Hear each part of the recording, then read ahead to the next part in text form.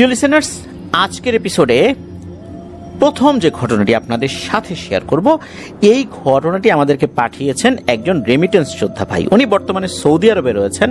ওনার নাম মারুফ হোসেন মোয়াজ্জেম নামেই উনি সকলের কাছে বেশি পরিচিত। ওনার বর্তমান বয়স 21 বছর। উনি বর্তমানে সৌদি আরবে রয়েছেন।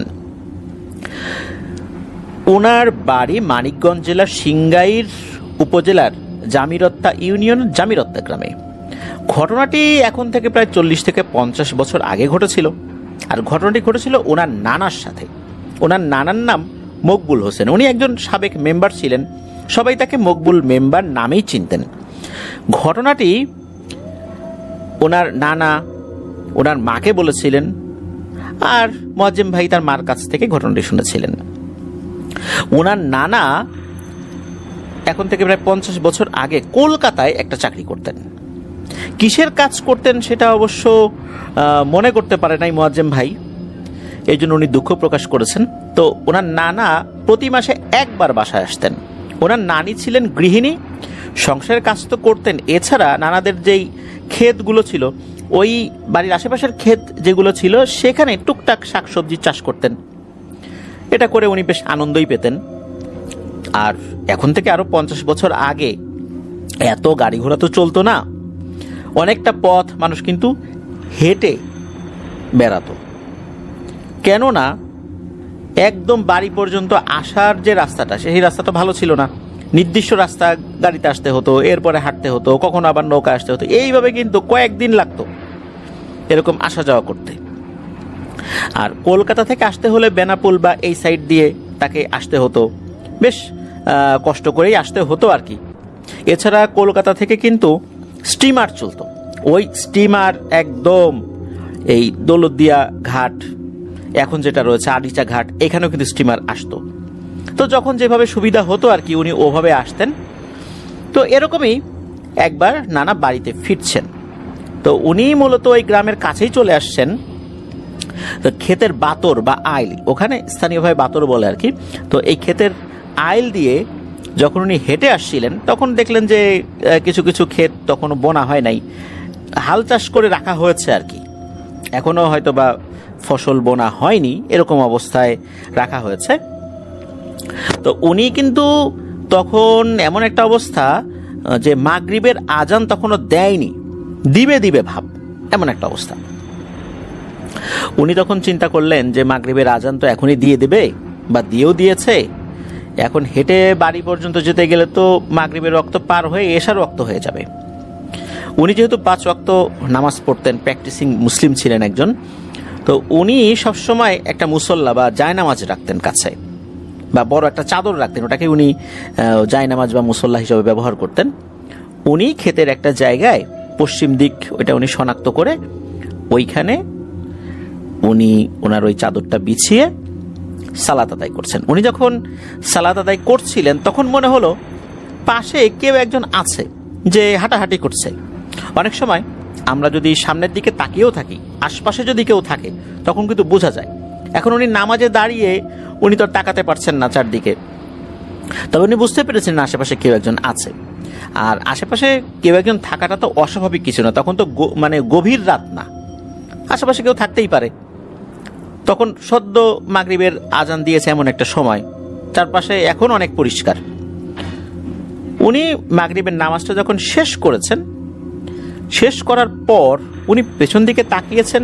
সালাম ফেরানোর পরে দেখলেন ছোট একটা বাচ্চা দাঁড়িয়ে আছে, একটা ছেলে বাচ্চা, বয়স আনুমানিক 6 থেকে 7 বছর হবে।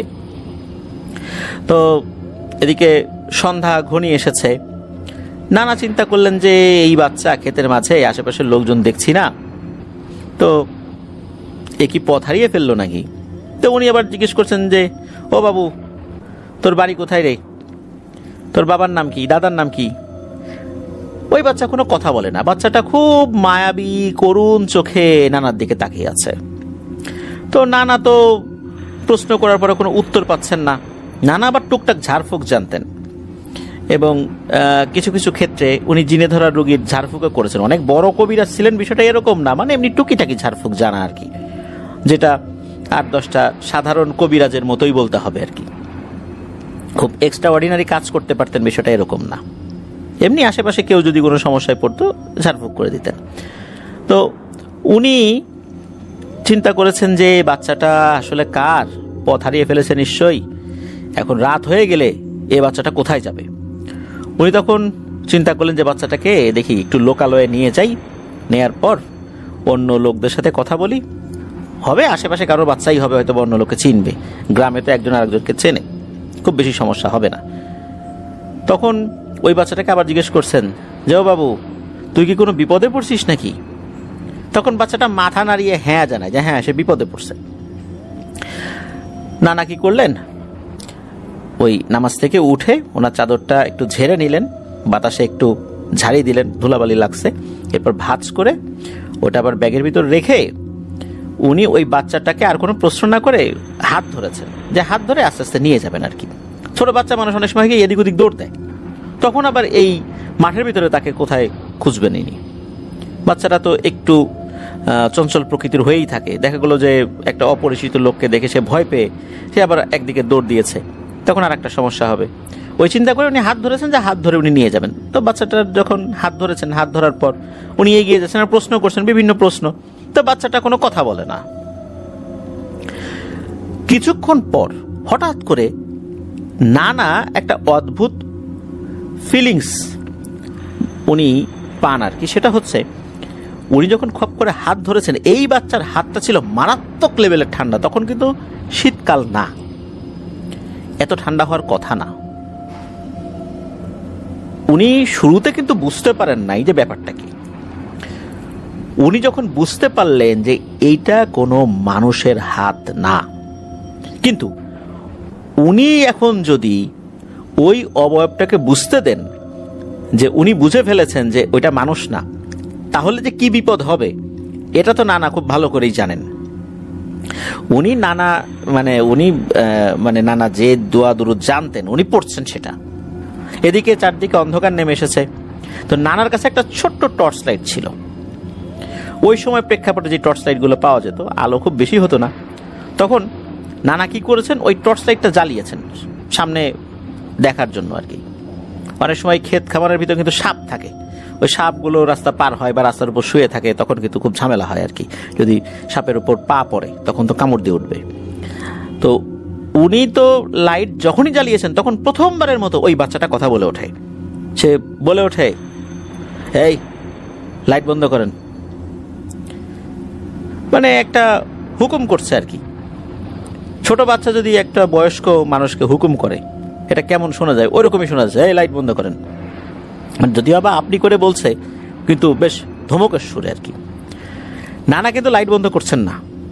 নানা বুঝতে পারছেন যে এই লাইটের আলো ওর ভালো লাগছে না, তাহলে লাইট বন্ধ করা যাবে না। নানা কিন্তু ওর হাত ছাড়েন নাই, ওই হাত ধরেই রাখছেন, নিয়ে আসতেছেন। নানা যে বুঝেছেন এইটা কিন্তু তাকে বুঝতে দিচ্ছে না। এদিকে হাঁটতে হাঁটতে একটা পুকুরের কাছে চলে আসছেন। ওই পুকুরের ওইখানেও কিন্তু কোনো জনবসতি নাই। ওইখান থেকেও যদি আরো 15 মিনিট হাঁটা যায় তখন লোকালয়ে পৌঁছাতে পারবেন। যেহেতু আশেপাশে কোনো জনবসতি নাই, নানা তো কোনো বাড়িতে গিয়েও সাহায্য চাইতে পারছেন না। তো যখনই ওই পুকুরের কাছে আসছেন তখন মনে হয় ওনার হাতে আর কিছু নাই, মানে একটা হাত যে উনি চেপে ধরে রেখেছিলেন মনে হচ্ছে হাতটা শূন্য, উনি শুধু শুধু মুঠ পাকিয়ে আছেন আর কি। উনি পেছন দিকে তাকালেন, দেখলেন ওই বাচ্চাটা নাই। নানা চিন্তা করলো এই জিনিসটা কই গেল। আবার মনে মনে ভাবলেন যে ভালোই হয়েছে, এই আপদটা বিদায় হয়েছে, ভালোই বেঁচে গেছেন উনি। তাড়াতাড়ি এখন বাড়ির দিকে উনি এখন আগাবেন। হঠাৎ করে নানা শুনতে পেলেন তার আশেপাশে, সামনে পেছনে ডানে বায়ে যে গাছগুলো আছে মনে হচ্ছে সব দুমড়ে মুচড়ে ভেঙে ফেলছে কেউ। তখন নানা তো মনে মনে দোয়া দুরুদ পড়া শুরু করেছেন, যা যা জানতেন। আগে তো টুকটাক পড়তেছিলেন আর কি, এখন আরো বেশি করে পড়া শুরু করছেন। আসলে উনি ওই অবস্থাতে খুব ভীত হয়ে যান। উনি তো আসলে অত বড় মাপের কবিরাজ ছিলেন না, টুকটাক কিছু জানতেন। হঠাৎ করে চতুর্দিকে এরকম ভাঙচুর শুরু হয়ে গেছে, মনে হচ্ছে যে ভয়ঙ্কর কোনো কিছু একটা সবকিছু দুমড়ে মুচড়ে ফেলছে। হঠাৎ করে একটা ভয়ঙ্কর আওয়াজ পেছন থেকে ভেসে আসে, বলে, আজকে কই যাবি রে? আমাদের তো খুব জ্বালাস তুই। মানুষের উপকার করার খুব শখ, তাই না? উপকার করার কথা বলে আমাদেরকে জ্বালাস। আজকে তোর রক্ষা নাই রে। তো নানা আর পিছন দিকে তাকায় নাই যে কথা কোত্থেকে আসতেছে। নানা দিয়েছেন এক দৌড়, লোকালয়ের দিকে এক দৌড় দিয়েছেন। চিন্তা করছেন এক দৌড় দেই আর কিছু করবে না, কিন্তু না। নানা যখনই দৌড় শুরু করেছেন, নানার জামার কলারটাকে যেন খপ করে ধরে ফেলেছে, আর কলার ধরে ওনাকে উঁচু করে ফেলার চেষ্টা করছে। ওই অবস্থাতেও কিন্তু নানা দৌড়াচ্ছেন। নানা এতটুকু বুঝতে পেরেছিলেন এত শক্ত হাত, হাতটা মোটেও নরম না, খুবই শক্ত হাত। তার জামার কলারটা খপ করে ধরেছেন। যখন জামার কলারটা কেউ খপ করে ধরে, তখন কিন্তু ওই হাতটা কেমন শক্ত না নরম কিছুটা কিন্তু অনুভব করা যায়। নানা কিন্তু বুঝতে পেরেছিলেন। নানা তো দাঁড়াচ্ছেন না, আর ওই জিনিসটা নানাকে উঁচু করে ফেলার চেষ্টা করছে, থামানোর চেষ্টা করছে। নানা দৌড়াচ্ছেন, আর কলারও এটা ছাড়ে না। মনে হচ্ছে ওই জিনিসটাও শূন্যে ভাসতে ভাসতে তার পিছন পিছন আসছে। আর নানা তো একটা পর্যায়ে দোয়া দুরুদ পড়া বন্ধ করে দিয়ে চিৎকার চেঁচামেচি শুরু করছে, এ কে কোথায় আসো রে, আমারে ধরো, আমারে মেরে ফেললো। তো নানা যে চিৎকার চেঁচামেচি করছেন, গ্রামগঞ্জে তো আসলে ওই সময় ইলেকট্রিসিটি ছিল না। তখন মানুষ সন্ধ্যার পরেই ঘরের ভিতরে ঢুকে যেত। শীতকাল হোক আর গরমকাল হোক, অনেক দূর দূরান্ত থেকেও কিন্তু শব্দ ভেসে আসতো। এখন তো ঘরে ফ্যান ট্যান চলে, এই জন্য মানুষ অতটা শব্দ পায় না। মানুষজন তো শুনতে পাচ্ছে যে চিৎকার চেঁচামেচি। আর এই ধরনের বিপদে কেউ যদি পড়ে, গ্রামের লোকজন কিন্তু দেশি অস্ত্র শস্ত্র হাতের কাছে যা আছে, দা, বটি, শাবল, কাঁচি, কুড়াল, তাই নিয়ে বের হয়ে আসে। মহিলারাও ঝাড়ু থেকে শুরু করে নিয়ে হাতের কাছে যেটা পায় সেটা নিয়ে বের হয়ে আসে মানুষকে উদ্ধার করার জন্য। তো ওনার চিৎকার শুনে আশপাশ থেকে তো সবাই বের হয়ে আসছে, যার হাতের কাছে যেটা ছিল। তো লোকজন যখন আসা শুরু করছে, নানাও দেখছেন দূরের লোকজন আসতেছে, এমত অবস্থায় নানাকে ছেড়ে দেয়। আর পেছন থেকে বলে ওঠে, দেখে নেব রে তোকে, দেখে নেব। ইতোমধ্যে নানা কাছে লোকজন চলে আসে, নানাকে ধরাধরি করে এদের একজনের বাসায় নিয়ে যায়। তো ওইখান থেকে নানার বাসাতে খুব দূরে ছিল বিষয়টা এরকমও না, তবে নানা আসলে এতটাই ভয় পেয়েছিলেন যে ওই অবস্থায় আর ওই বাড়ি থেকে উনি আর রাত্রে বের হন নাই। ওই বাড়ির লোকজনও নানাকে রেখে দেন। সকাল হলে উনি ঠিকঠাক মতোই নিজের বাসায় পৌঁছে যান। তো নানি তো জিজ্ঞেস করেন যে কি ব্যাপার, তোমাকে এরকম বিধ্বস্ত লাগছে? তখন নানা বলেন যে এই ঘটনা, আমি তো বাড়ির কাছেই ছিলাম, আর একজনের বাসায় ছিলাম, এই রাত্রে তো এই ঘটনা ঘটছে। তো এই ঘটনা যখন ঘটে, তখন মোয়াজ্জেম ভাইয়ের মায়ের বয়স ছিল 5 থেকে 6 বছর। যখন ওনার মায়ের বয়স প্রায় 11-12 বছরের মতো, তখন মোয়াজ্জেম ভাইয়ের মাকে মোয়াজ্জেম ভাইয়ের নানা এই ঘটনাটি বলেছিলেন। আর নানা পরবর্তীতে নাকি স্বাভাবিকভাবে মৃত্যুবরণ করেছেন। আর মোয়াজ্জেম ভাইয়ের মা 2022 সালে স্ট্রোক করে মৃত্যুবরণ করেছেন। মোয়াজ্জেম ভাই ওনার মা এবং নানার জন্য দোয়া চেয়েছেন। আমরা তাদের জন্য দোয়া করি, আল্লাহ তাআলা তাদের ভুল ত্রুটি ক্ষমা করে জান্নাতুল ফেরদৌসের মেহমান হিসেবে কবুল করুন। প্রিয় লিসেনার্স, শুনলেন আমাদের এবার এপিসোডের প্রথম ঘটনা, আমাদের থার্সডে নাইটের 155তম আয়োজনের প্রথম ঘটনা আমরা শেয়ার করলাম একজন রেমিটেন্স যোদ্ধা ভাইয়ের। চলুন চলে যাব আমাদের এবারের 155তম এপিসোডের পরবর্তী আরও একটি নতুন ঘটনায়।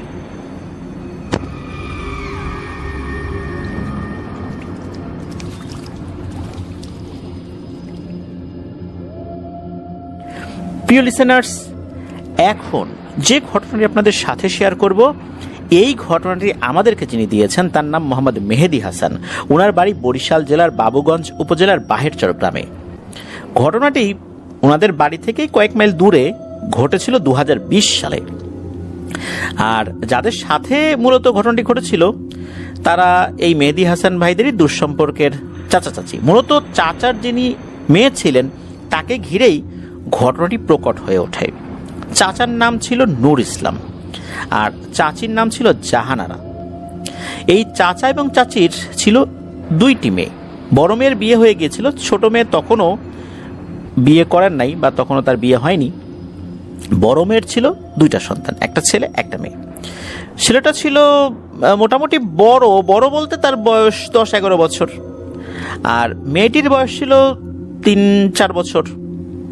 এই যে নূর ইসলাম চাচা, এই নূর ইসলাম চাচার বড় মেয়ের যে শ্বশুর বাড়ি ছিল তার আশেপাশে কিন্তু প্রচুর পরিমাণে সনাতন ধর্মাবলম্বীদের বাড়িঘর ছিল। সন্ধ্যা হলেই যখন হিন্দু সম্প্রদায়ের লোকেরা পূজা অর্চনা করতেন তখন তারা শঙ্খ বাজাতেন, অনেক শব্দ হতো। আবার ওনারাও মাগরিবের নামাজ আদায় করতেন। সাধারণত ওই সময়ে বাড়ির মহিলারা, সেটা হিন্দু বাড়ি হোক আর মুসলিম বাড়িরই হোক, তারা কিন্তু ওই সময়টাতে ঘরের ভিতরে চলে যেতেন। সন্ধ্যাবেলায় কিন্তু ঘরে থাকার একটা রেওয়াজ রয়েছে গ্রাম অঞ্চলে, তো ওনারা সেটাই করতেন। একদম সন্ধ্যার সময় আসলে ওই উঠানে বা বাড়ির আশেপাশে মহিলারা খুব কম বের হতেন। তো একদিন হয় কি, ওই রকম মাগরিবের সময় তখনও কিন্তু ওই ওনার বাড়ির আশেপাশে শঙ্খ বাজছিল। উনি কি কারণে যেন ঘর থেকে বাইরে বের হয়ে আসছেন। বের হয়ে আসার সাথে সাথে উনি যেটা দেখেছেন এটা দেখে প্রচন্ড পরিমাণে ভয় পেয়ে যান। উনি দেখলেন সাদা কাফনে মোড়ানো একটি লাশ, লাশের মাথার কাছে যেভাবে বাঁধা থাকে আবার পায়ের কাছে বাঁধা থাকে, ওই রকম একটা লাশ, মানে মুঠি বাঁধা অবস্থা, একদম সোজা হয়ে তার ঘরের বাইরে দাঁড়িয়ে আছে। মানে দরজা খুললেই দেখা যাচ্ছে এই জিনিসটা দাঁড়িয়ে আছে। হঠাৎ করে এই জিনিসটা দেখে উনি খুবই ভয় পেয়ে যান। উনি ভয়ে দৌড়ে ঘরে গিয়েই দরজা আটকে দেন। উনি তো এমন ভয় পেয়েছেন যে চিৎকার চেঁচামেচি শুরু করেছেন। তবে কিছুক্ষণ পরে দরজা খুলে আর কিছুই দেখা যায়নি। এটা কি কেউ দুষ্টামি করলো, তাকে ভয় দেখানোর জন্য কোনো কাজ করলো, নাকি এটা সত্যি ভয়ের ঘটনা ছিল? উনি পরিবারের অন্য সদস্যদের সাথে যখন বিষয়টা শেয়ার করলেন, পরিবারের লোকজন আসলে ওভাবে গুরুত্ব দেয় নাই, মনে করেছে হয়তো বা কেউ দুষ্টামি করে এই কাজটা করছে। তো এরপর চলে যায় প্রায় 2 বছর এই ঘটনার পর আর কি। হঠাৎ করে ওনার মেয়ে, এই যে 3-4 বছর বয়সী যে মেয়েটা, সে খুব অসুস্থ হয়ে যায়। ওই সময়ে খুব গরম পড়েছিল আর গ্রামে ইলেকট্রিসিটিও ছিল না, যার কারণে ঘুমাতে তো বেশ কষ্টই হতো। আর মেয়েটা অসুস্থ হয়ে পড়েছে, ডাক্তার দেখানো হচ্ছে কিন্তু সুস্থ হচ্ছে না। আস্তে আস্তে সে আরো অসুস্থ হয়ে পড়ছিল। হঠাৎ করে একদিন সকালবেলা মেয়েটার মা ঘুম থেকে উঠে দেখে তার সেই বাচ্চাটা মারা গেছে। সকালে উঠে এমন কান্নাকাটি শুরু করেছিল, এই মেয়েটাকে দেখার জন্য, এই বাচ্চা মেয়েটা যে মারা গেল তাকে দেখার জন্য কিন্তু এই মেহেদী হাসান ভাই নিজেও গিয়েছিলেন। ছোট্ট বাচ্চা মেয়েটার জানাজার নামাজও উনি পড়েছিলেন। জানা গেল যে এই মেয়েটা নাকি ঠান্ডায় নাক বন্ধ হয়ে, নিঃশ্বাস বন্ধ হয়ে মারা গেছে। কিন্তু এটা কিভাবে সম্ভব? তখন তো গরম পড়েছিল, ঠান্ডা লাগলো কিভাবে? আর যদি কোনো কার নাক বন্ধ হয়ে যায় তাহলে কিন্তু মুখ দিয়ে নিঃশ্বাস নেওয়া যায়। অনেক সময় আমাদেরও ঠান্ডা লাগলে নাক বন্ধ হয়ে গেলে আমরা মুখ দিয়ে নিঃশ্বাস কিন্তু নেই। তাহলে মেয়েটা কিভাবে মারা গেল? আসলে এত চিন্তা তো মানুষের মাথায় আসে না। সবাই তাকে সান্ত্বনা দিয়েছে যে আল্লাহ সন্তান দিয়েছে, আবার আল্লাহ চেয়েছেন এই জন্য নিয়ে গেছে, এটাই ভাগ্যে ছিল। এভাবে সান্ত্বনা দিয়েই যে যার মতো বাড়িতে চলে যায়। বাচ্চা মেয়েটাকে যেখানে কবর দেওয়া হয়েছিল সেই কবরস্থানটা ওই বাসারই কয়েক মাইল দূরে একটি পারিবারিক কবরস্থান ছিল, তাদেরই সেখানে দেওয়া হয়েছিল। ওই ঘটনাটির 1 বছর যেতে না যেতেই নূর ইসলাম চাচার যে ছোট মেয়ে ছিল তার বিয়ের কথাবার্তা হচ্ছিল, তো বিয়ের দিনও চলে আসে। তো বিয়ের দিন যখন বড়দের বাসায় দাওয়াত তারা খেতে যাবে, ওই দিন ওই বাসার সবাই আর কি, বিশেষ করে ওই যে একে অন্যের বাড়িতে যায় না ওইটা আর কি। তো সাধারণত এই ধরনের বিয়ের অনুষ্ঠানগুলোতে কি হয় যে যারা নারী সদস্যরা আছে, মেয়েরা আছে, তারা একটু বেশি সাজুগুজু করতে ব্যস্ত হয়ে পড়ে। এরকম ব্যস্ত হয়ে পড়েছে সবাই। বাড়ির যারা নারী সদস্য তারা আসলে এরকম একজন আরেকজনকে সাজুগুজু করিয়ে দিচ্ছে। এর ভিতর হয় কি, ওই যে 10 বছরের ছেলেটা যার কথা বলেছিলাম আমরা, 10-11 বছর বয়স, ওই ছেলেটা বাড়ির পাশে একটা পুকুর ছিল, সে ওইখানে খেলছিল। তো খেলতে খেলতে পুকুরের কাছে চলে গেছে। সে কিন্তু ভালো সাঁতার জানতো, গ্রামের বাচ্চা তো একদম ছোটবেলা থেকে 5-6 বছর বয়সেই কিন্তু সে সাঁতারে খুব পটু। এই জন্য এটা নিয়ে কারো আসলে ওইভাবে মাথা ব্যথা ছিল না। তো হঠাৎ করে নাকি তাকে খুঁজে পাওয়া যাচ্ছে না। যখন বাসার থেকে লোকজন বের হয়ে অন্য বাড়িতে যাবে তখন তো তাকেও খুঁজছে, কিন্তু তাকে পাওয়া যাচ্ছে না। খুঁজতে খুঁজতে সবাই পুকুরের পাশে চলে যায়। অনেকেই বলে যে ওকে তো পুকুরের কাছেই দেখছিলাম, এখন কোথায় গেল? অন্য কোথাও তো তার যাওয়ার কথা না, যেহেতু সেও জানে যে দাওয়াত খেতে যাবে। পুকুরের ভিতরে সে যদি পড়েও যায়, ভালো সাঁতার জানে, আর সে তো একদম ছোট বাচ্চা না। এদিকে তার মায়ের মন তো মানে না। মায়ের মন বলে কথা, সন্তানের বিপদ আপদ মা কিভাবে যেন টের পেয়ে যায়।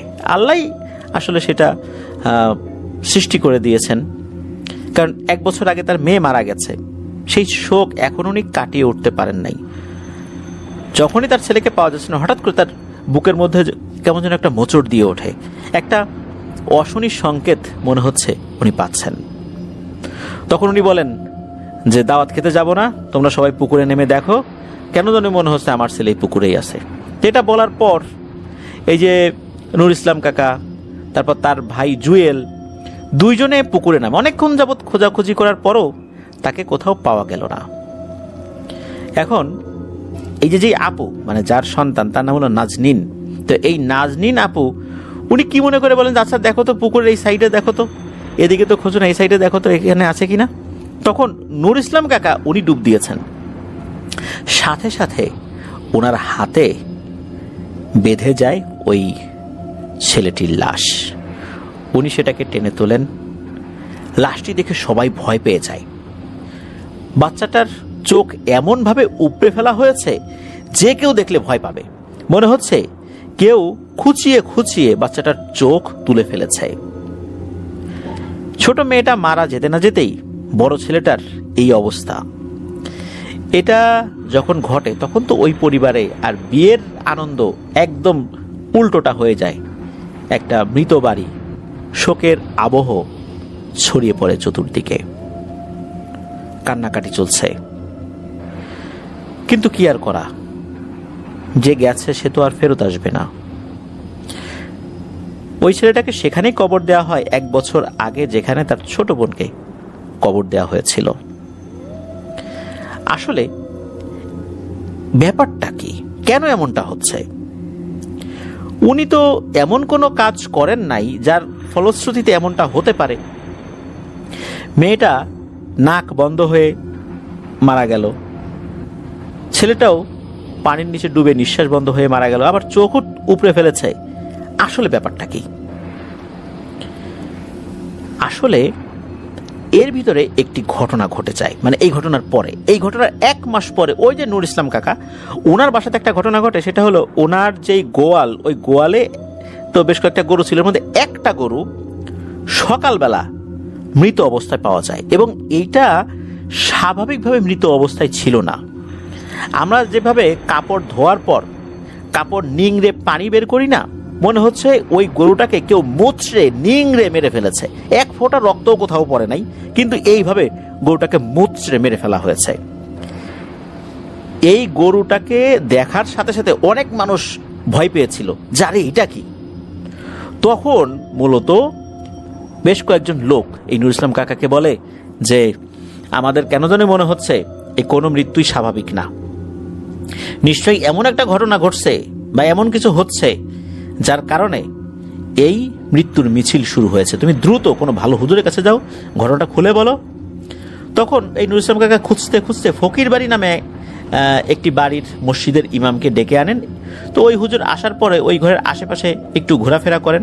এরপর নূর ইসলাম কাকাকে ডাক দেন এবং বলেন যে আমার একজন লোক লাগবে, আর আপনার বাসার একদম মাঝখানে যে রুমটা, এইটা আমাকে কিছুক্ষণের জন্য দেন, ওখানে অন্য কেউ যেন না যায়। তো নূর ইসলাম কাকা পাশের বাড়ির একজন লোককে ডেকে এনে দেন। তখন হুজুর ওই লোকটিকে নিয়ে ওই রুমে গিয়ে দরজা আটকে দেন। প্রায় 1 থেকে 2 ঘন্টা থাকার পর হুজুর ওই লোকটিকে নিয়ে ঘর থেকে বের হয়ে আসেন। বের হয়ে আসার পর ওই হুজুর নূর ইসলাম কাকাকে যেটা জানান, সেটা শোনার পর শুধু নূর ইসলাম কাকা না, আশেপাশের লোকজনও খুব ভয় পেয়ে যায়। হুজুর বলেন যে এই যে লোকটাকে আমি নিয়ে ঘরের ভিতরে ঢুকেছিলাম, তার উপরে আমি অনেক কষ্টে একটা জিনকে হাজির করাই। মূলত এই জিনটাই এই গরুকে মেরেছে, আপনার নাতি নাতনিকে মেরেছে।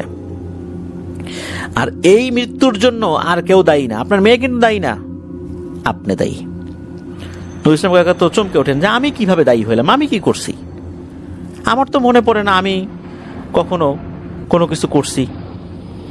তখন হুজুর বলেন যে ওই জিনটা এসে বলেছে যে আপনি আপনার বাড়ির পাশ থেকে একটি সাপ মেরে ফেলেছিলেন, ওই সাপটি ভুল করে আপনার ঘরের ভেতরে ঢুকে যায়, আর ওইটাকেই আপনি মেরে ফেলেছিলেন, তাও সেটা রাতের বেলা।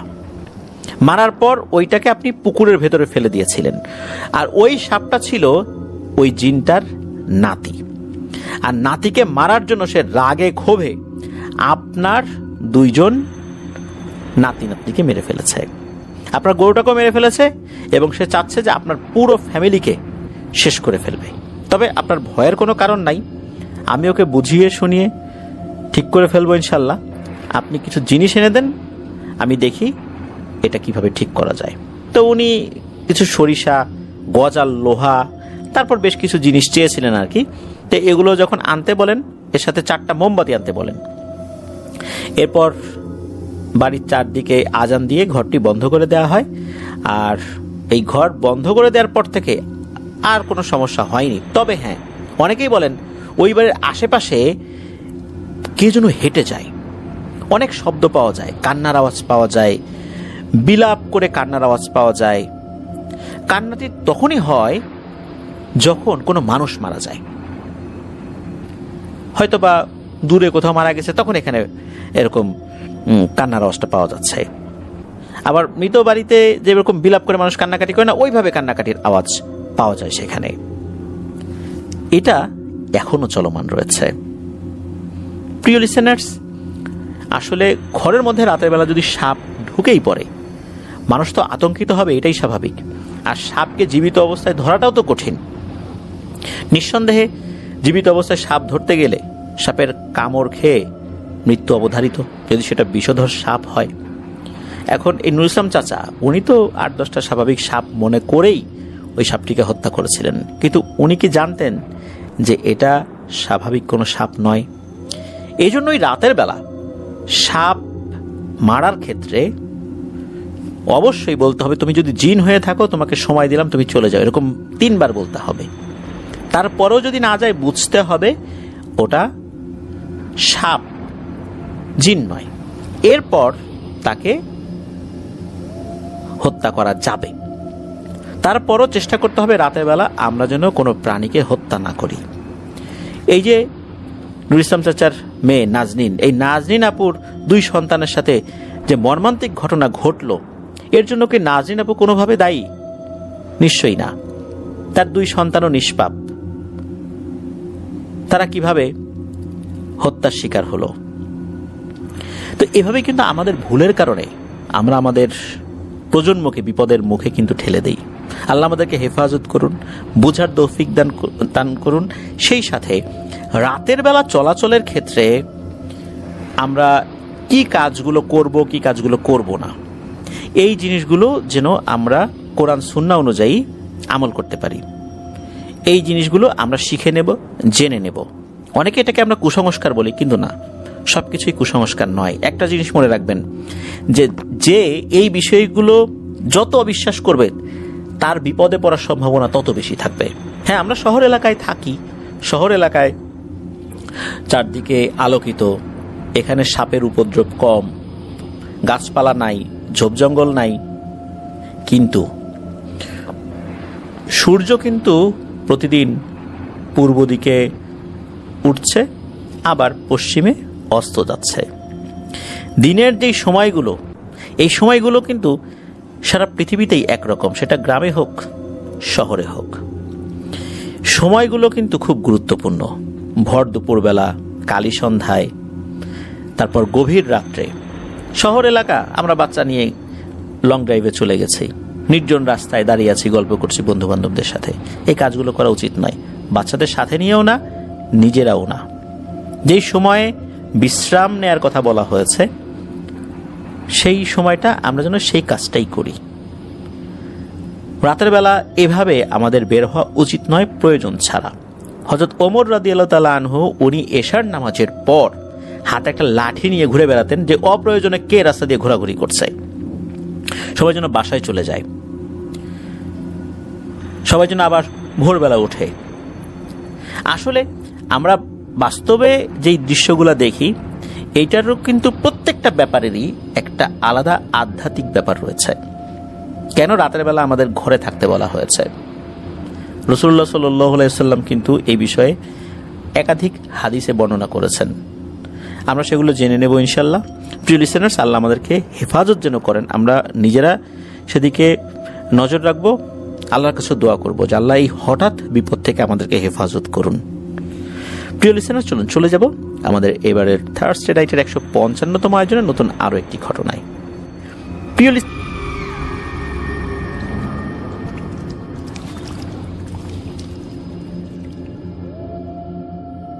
থার্সডে নাইটের 155তম আয়োজনের নতুন আরো একটি ঘটনায় সকলকে স্বাগতম জানাচ্ছি। রেমিটেন্স যোদ্ধা ভাইয়ের আরো একটি ঘটনা এখন শেয়ার করতে যাচ্ছি, যিনি বর্তমানে সৌদি আরবে রয়েছেন। ওনার নাম রাফসান বিন রাকিব। ওনার বাড়ি নারায়ণগঞ্জ জেলার সোনারগাঁও উপজেলার সাদিপুর ইউনিয়নের বেলপাড়া গ্রামে। যে ঘটনাটি উনি শেয়ার করেছেন সেটা একটি ঘটনা বললে ভুল হবে, অনেকগুলো ঘটনার সংমিশ্রণ। ওই এলাকারই একটি ঘটনা, খুবই ভয়ঙ্কর, রোমহর্ষক এবং মর্মান্তিক। ঘটনা যে একজনের সাথে ঘটেছে বিষয়টা এরকম না, ঘটনা যেহেতু চলমান রয়েছে, অনেকের সাথেই ঘটনা ঘটেছে, এখনো ঘটছে। যাকে দিয়ে শুরু করব তিনি এই রাকিব ভাইয়েরই নানা হন। তো ওনার নানা ছোটবেলা থেকেই মাছ ধরতে খুব পছন্দ করতেন, মাছ ধরা তার নেশাও ছিল। এই মাছ ধরা নিয়ে তো অনেকের সাথে বিভিন্ন ধরনের ঘটনা ঘটেছে, তবে ওনার ঘটনাটা একটা জায়গায় একটু অন্যরকম। ঘটনাটি এখন থেকে প্রায় 15-16 বছর আগে ঘটেছিল, মানে নানার সাথে যে ঘটনাটা কথা বলছি আর কি। তো বরাবরের মতো নানা মাছ ধরতে গিয়েছেন, দিনের বেলাতে গিয়েছেন, কিন্তু ওনার নানা বাড়ি কিন্তু ওই গ্রামেই, অর্থাৎ বেলপাড়া গ্রামে। উনি তো মাছ ধরতে গিয়েছেন, ওই গ্রাম থেকে একটু দূরেই নদী, ব্রহ্মপুত্র নদী। তো ওনাদের নানা বাড়ি থেকে এই ব্রহ্মপুত্র নদীতে যেতে 3 থেকে 4 মিনিট সময় লাগে হেঁটে। এই নদীর উপর দিয়েই বয়ে যাওয়া খুব সুন্দর একটা ব্রিজ রয়েছে। এই ব্রিজের ঠিক পাশে নদীর সাথে ঘেঁষেই একটি কবরস্থান। তার ঠিক 2 থেকে 3 মিনিট হেঁটে গেলেই বহু পুরনো নদীর সাথে লাগোয়া একটি পরিত্যক্ত শ্মশান বা চিতাখোলা রয়েছে। শোনা যায় এই যে চিতাখোলা, এটার বরাবর নদীর ঠিক মাঝে বড় বড় কয়েকটি লঞ্চ নাকি তলিয়ে গেছে। এখনো এগুলো নদীর নিচেই রয়েছে, যেগুলো উদ্ধার করা সম্ভব হয়নি। আর এই যে ব্রিজের কথা বলছি, শুক্রবার অথবা বিশেষ কোনো অকেশন বা ঈদ উপলক্ষে যখন গ্রামে অনেক মানুষ জড়ো হয়, দূর দূরান্ত থেকে কিছু লোকজন আসে, তখন এখানে নাকি অনেক মানুষের আনাগোনা দেখা যায়। এত পরিমাণ মানুষ নাকি এখানে আসে ঘোরার জন্য, তখন হেঁটে এই ব্রিজটা পার হওয়া একটু কষ্টই হয়ে যায়। অনেকে এসে ছবি তোলে। যতটা সুন্দর ততটাই ভয়াবহ এই ব্রিজ। তো এই রাফসান বিন রাকিব উনি এর আগেও একটি ভয়ঙ্কর ব্রিজের কথা বলেছিলেন তার পূর্বে একটি ঘটনায়। এটাই সেই ব্রিজ। ওনার নানা মাছ ধরার জন্য বাঁশের ফলাযুক্ত একটা ট্যাটা ব্যবহার করতেন। এখন তো লোহার ফলা আছে, কিন্তু ওনার ট্যাটাটা ছিল বাঁশের ফলা। এই বাঁশের ফলাযুক্ত ট্যাটা, ওনাদের ওই এলাকায় এটাকে জুইত্তা বলা হয়। এক একটা জায়গাতে এক একটা নাম, আমরা তো ট্যাটা বলি বা শুদ্ধ বাংলায় ট্যাটা, কিন্তু ওনাদের ওই এলাকায় এই ধরনের ট্যাটাগুলোকে জুইত্তা বলে অভিহিত করা হয়। তো নানা ব্রিজের নিচে কবরস্থানের সাইডে নদীর পাড় ধরে ট্যাটা কাঁধে নিয়ে ধীরে ধীরে হেঁটে যাচ্ছেন আর মাছ খুঁজছেন। মাছ খোঁজার জন্য খুব তীক্ষ্ণ দৃষ্টিতে পানির দিকে তাকিয়ে আছেন। হঠাৎ করে দেখেন বিশাল বড় একটা শোল মাছের মতো কিছু একটা দেখা যাচ্ছে। নানা যখনই কাঁধ থেকে এই ট্যাটাটা নিয়ে ওইটাকে হাতে নিয়ে নিশানা করছেন, এখনই মারবেন, হঠাৎ করে হয় কি এটা ডুব দেয়। ডুব দিয়ে আরেকটু সামনের দিকে গিয়ে ভেসে ওঠে। নানা ধীরে ধীরে পা টিপে টিপে আবার একটু সামনের দিকে গিয়ে আবার নিশানা ঠিক করছেন। যখনই ছুড়বেন টেটাটা, আগের মতোই ওটা ডুব দেয়, ডুব দিয়ে আবার একটু সামনে যেয়ে ভেসে ওঠে। নানা আবারও পা টিপে টিপে ওইটার পিছু নিতে নিতে ওটাকে নিশানা বানিয়ে যখনই আবার ছুঁড়ে মারবেন তার টেটাটা, আবার সেটা ডুব দেয়। এইভাবে নানাকে আস্তে আস্তে আস্তে আস্তে নিতে নিতে নিতে নিতে ওই যে চিতা শ্মশান ওইটার কাছাকাছি নিয়ে গেছে। ওইটার কাছে গিয়ে ওইটা আবার ভেসে উঠছে। তো নানা আবার যখন ওটাকে তাক করে কেবল ছুড়বেন, হঠাৎ করে পেছন থেকে মনে হলো কেউ ডাক দিল। পেছন দিকে তাকিয়ে দেখেন জানে তারই পরিচিত একজন। এরপর আবার উনি ওই মাছটার দিকে তাকানোর চেষ্টা করেন, দেখলেন যে মাছটি ওখানে নাই। ওই লোকটা বলল, ও ভাই, আপনি এখানে মাছ ধরার জন্য আসছেন কেন? আপনি জানেন না জায়গাটা কতটা ভয়ঙ্কর? আর এই সন্ধ্যার সময় আপনি এখানে মাছ ধরার জন্য আসছেন, এখানে মাছ দেখেন কই? নানা বলেন যে না, একটা বড় মাছ দেখলাম। উনি বলছেন, সর্বনাশ, এই আসেন আসেন আসেন, তাড়াতাড়ি বের হন এখান থেকে, খবরদার এই সময় এখানে আসেন না। তো নানা আসলে বুঝতে পারতেছেন না যে উনি এত অল্প সময়ের মধ্যে কিভাবে এতটা সময় পার করে ফেললেন। কারণ তখন মাগরিবের আজান হয়ে গেছে বা হচ্ছে এমন একটা সময়। এতক্ষণ যে এই সময়টা পার করেছেন ওনার আসলে সেই খেয়ালই ছিল না। নানা ভাবছেন, না আমি তো মাত্রই আসলাম, আমি যখন আসছি তখন তো আসরের আজানও দেয়নি, আমি তো এসেই এই মাছটার পিছু নিলাম। তাহলে সর্বোচ্চ 15 মিনিট গেছে, এই সময়ের মধ্যে কিভাবে মাগরিবের সময় চলে আসলো? নানা তো আর কিছু বুঝতে পারতেছেন না। নানা তখন ওই ব্যক্তির সাথে কথা বলতে বলতে হাঁটা ধরেন, হাঁটতে হাঁটতে আবার লোকালয়ে চলে আসেন। দুইজন আরো কিছুক্ষণ গল্প গুজব করেন, সাথে আরো লোকজনও ছিল। এরপরে নানা আবার বাড়িতে চলে আসেন। আর উনি বাড়িতে আসার পর শুধু মাথার ভিতরে একটা জিনিসই খেলছে, যে আমি এত অল্প সময়ে কিভাবে এতটা পথ পাড়ি দিলাম। না এগুলো ভাবতে ভাবতে রাতের খাবার খেয়ে শুয়ে পড়েছেন। চিন্তা করছেন যে ওই যে মাছটা, ওই মাছটাকে আমাকে মারতেই হবে, এত বড় একটা মাছ। পরের দিন আবার গেছেন উনি আগের জায়গায়। তবে উনি এবার ওই যে চিতাখোলার কাছাকাছি গেছেন। নানার চিন্তা হলো যে ওই মাছটা নিশ্চয়ই এদিকেই আসে। এই প্রথমবারের মতো গতকালকে খালি হাতে আমি বাসায় গেছি, কোনো মাছ ধরিনি, আজকে এই মাছটাকে আমি ধরবই। তো উনি ওই মাছটাকে খুঁজছেন। অদ্ভুত ব্যাপার, উনি আবারও সেই মাছটার দেখা পেলেন। এবার উনি মাছটার পিছু নিয়েছেন। ঘটনা ঠিক ওই গত দিনের মতোই ঘটছে। যখন উনি মাছটাকে হিট করতে যাবেন তখনই মাছটা ডুব দেয়। মনে হচ্ছে মাছটা খুব চালাক। এইভাবে ওই মাছটা আবার এগিয়ে যায়। আবার আগাতে আগাতে উনি হঠাৎ করে যখন কানে মাগরিবের আজান শুনতে পান, তখন উনি দেখলেন উনি আবার সেই শ্মশানের কাছে চলে আসেন। এমনিতে শ্মশানের কাছাকাছি ছিলেন, তবে একদম শ্মশানের ভেতর দিকে চলে আসেন উনি ওখান থেকে ফেরত আসেন। তবে ওই দিন আবার কেউ পেছন থেকে ডাক দেয় না, উনি এমনিতে চলে আসছেন আর কি। ওই দিনের টাইমিং এর যে ব্যাপারটা, মানে সময়ের হিসাবটা মোটামুটি ঠিক ছিল। এমন করে উনি টানা 6 দিন ওই মাছের পিছু নিয়েছেন। প্রত্যেকটা দিন ওই মাছের পিছু নিয়ে উনি সফল হন না। ওনার ভিতরে জেদ চেপে গেছে, এই মাছটাকে আমি ধরাশায়ী করবই। 6 দিনের দিন উনি ওইভাবে পিছু নিতে নিতে ওই চিতার কাছে চলে আসছেন। তখনও মাগরিবের আজান হয়ে গেছে। ওনার ভিতরে এমন একটা জেদ চেপেছে যে এই একটা মাছের পিছনে উনি 6টা দিন পার করছেন, এটা উনি ধরবেনই। এইবার উনি চিন্তা করলেন যে মাছটা যেহেতু ডুব দেয়, উনিও একটু কৌশল অবলম্বন করলেন। আর সেই কৌশলটাকে খাটিয়েই উনি যখনই ওনার এই বাঁশের ফলাযুক্ত ট্যাটাটা ছুঁড়ে মেরেছেন, ট্যাটার কিন্তু একটা অংশে সুতা লাগানো থাকে, শক্ত সুতা। ওই সুতার এক প্রান্ত ওই ট্যাটার সাথে বাঁধা থাকে, আর একটা অংশ কিন্তু যিনি ট্যাটা ছুঁড়ে মারেন তার হাতের সাথে লাগানো থাকে, যার কারণে ট্যাটাটা একদম যাতে হাতছাড়া না হয়ে যায়, ওই দড়ি ধরে বা ওই সুতা টানতে টানতে আবার ট্যাটাটাকে কাছে নিয়ে আসতে হয়। তো উনি যখন ছুঁড়ে মেরেছেন, ছুঁড়ে মারার পর বুঝতে পারছেন যে এই ট্যাটাটা ওই মাছটার গায়ে লেগেছে।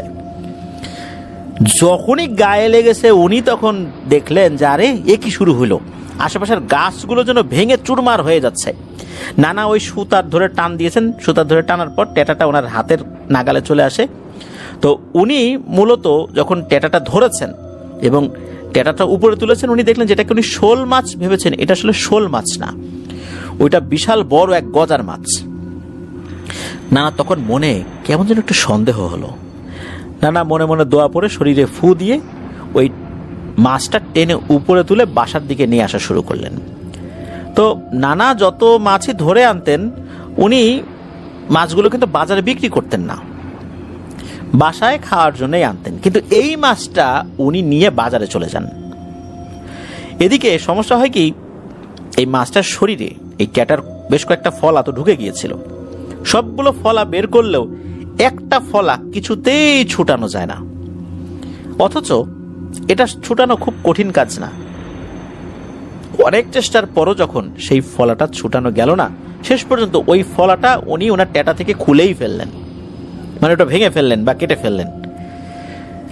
ওই ফলা সহই ওই মাছটা উনি বিক্রি করে দিয়েছিলেন।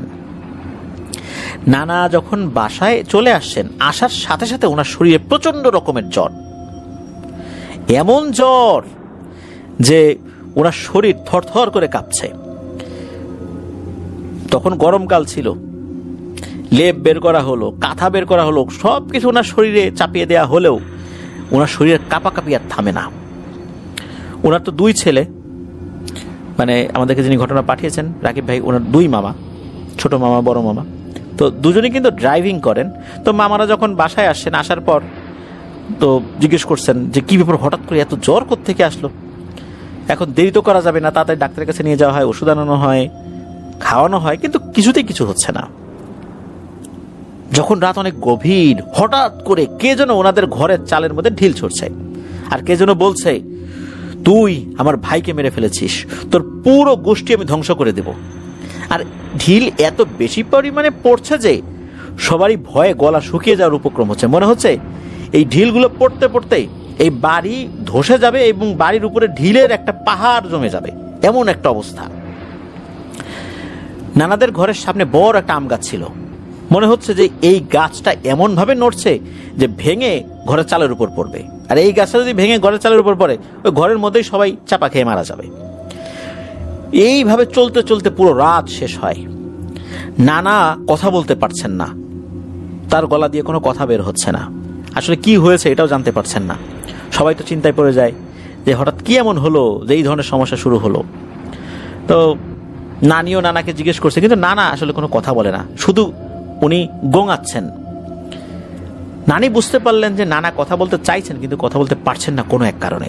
আর নানা চোখ উপরের দিকে দিয়ে কি যেন কিছু একটা দেখছেন, কেমন যেন করছেন, মনে হচ্ছে উনি ভয়ঙ্কর কিছু দেখছেন। তো মামারাও এই বিষয়টা দেখেছেন, ওনারাও ভয় পেয়েছেন যে আসলে কি এমন ঘটলো যার কারণে এরকম সমস্যাটা হয়েছে। সকালবেলা পাশের বাড়ি একজন আসে, এসে বলে যে আসলে বলো তো কি হয়েছে তোমাদের। তখন ওনারা বলেন যে এই ঘটনা, কিন্তু পাশের বাড়ির লোকজন বলে যে আমরা তো কিছুই বুঝতে পারি নাই যে কি হইলো না হইলো। তখন নানি বললেন যে উনি তো রাতের বেলা আসছেন, একটা মাছ ধরছিলেন, মাছটা নাকি বাজারে বিক্রি করে দিছে, শুধু এটুকুই বলছে, এরপর তো আর কিছু বলে নাই। তারপর থেকে এই সমস্যা, যেহেতু মাছ ধরেছেন বিক্রি করেছেন, তখন এই কথা যখন শুনেছেন মামা, উনি দেরি না করে কবিরাজ নিয়ে আসার জন্য উনি প্রচেষ্টা শুরু করেন। তো একজন কবিরাজ আসেন, আসার সাথে সাথে বলেন যে আপনাদের কপাল ভালো যে এই লোক এখনো জীবিত আছে, তবে এটা আমি পারবো না, আমার দ্বারা সম্ভব হবে না, অন্য কোনো লোককে দেখান। এই বলে কবিরাজ চলে যায়। আর একজন কবিরাজ আসে, উনিও আগের কবিরাজের মতোই বলে যে কিছু করতে পারবো না, এই বলে চলে যায়। এদিকে দিন যাচ্ছে, নানা শরীর খারাপ হয়ে যাচ্ছে আরো বেশি করে। আর প্রতি রাত্রেই ওই অদ্ভুত ব্যাপার, চিৎকার চেঁচামেচি করে বলে যে আমার ভাইকে মেরেছিস, শেষ করে দিব সব। এরপর তো ঢিল তো ছুটতেই থাকে। এই বিষয়গুলো একটু কমে গেলেও কিন্তু নানা, উনি যে শয্যাশায়ী হয়েছেন, ওনার জবান বন্ধ হয়ে গেছে, এইটা আর ভালো হয় না। কত কবিরা জানা হলো কেউ কিছু করতে পারে না, সবাই এসে ঝাড়ফুঁক করে আবার চলে যায়, কিছুই হয় না। তো পরে একজন কবিরাজ বলেন যে আপনার বাবার সাথে এক কবিরাজের বন্ধুত্ব আছে, ওই লোকটাকে খবর দেন, আমার মনে হয় উনি কিছু একটা করতে পারবেন। তো ওই কবিরাজকে নিয়ে আসা হয়। ওই কবিরাজকে যখন নিয়ে আসা হয়, তো ওই কবিরাজ জানতেন না এই সমস্যা, তার সাথে মাঝে মাঝে দেখা হতো। কবিরাজ হয়তো অন্য কোনো জায়গায় চলে গেছিল, উনি জানতেন না এই সমস্যা আর কি। তো উনি যখন আসেন এবং এসে দেখেন যে নানার এই অবস্থা, উনি কোনো কথা না বলে নানিকে বলেন যে একটা চায়ের কাপ আনেন আর ওর মধ্যে একটু সরিষার তেল দিয়ে আমার কাছে দেন। এটা নানি করেন। এরপর ওই কবিরাজ পকেট থেকে কি যেন একটা বের করে ওই সরিষার তেলের মতো, সরিষার তেলের ভিতরে ওটা দেন আর কি, সাদা কিছুর মতো আর কি। তো ওইটা দেওয়ার পর উনি ওনার শাহাদত আঙ্গুলি ওই তেলের মধ্যে ডুবিয়ে নাড়াচ্ছেন আর বিড়বিড় করে কিছু একটা পড়ছেন, ফু দিচ্ছেন ওই কাপের মধ্যে।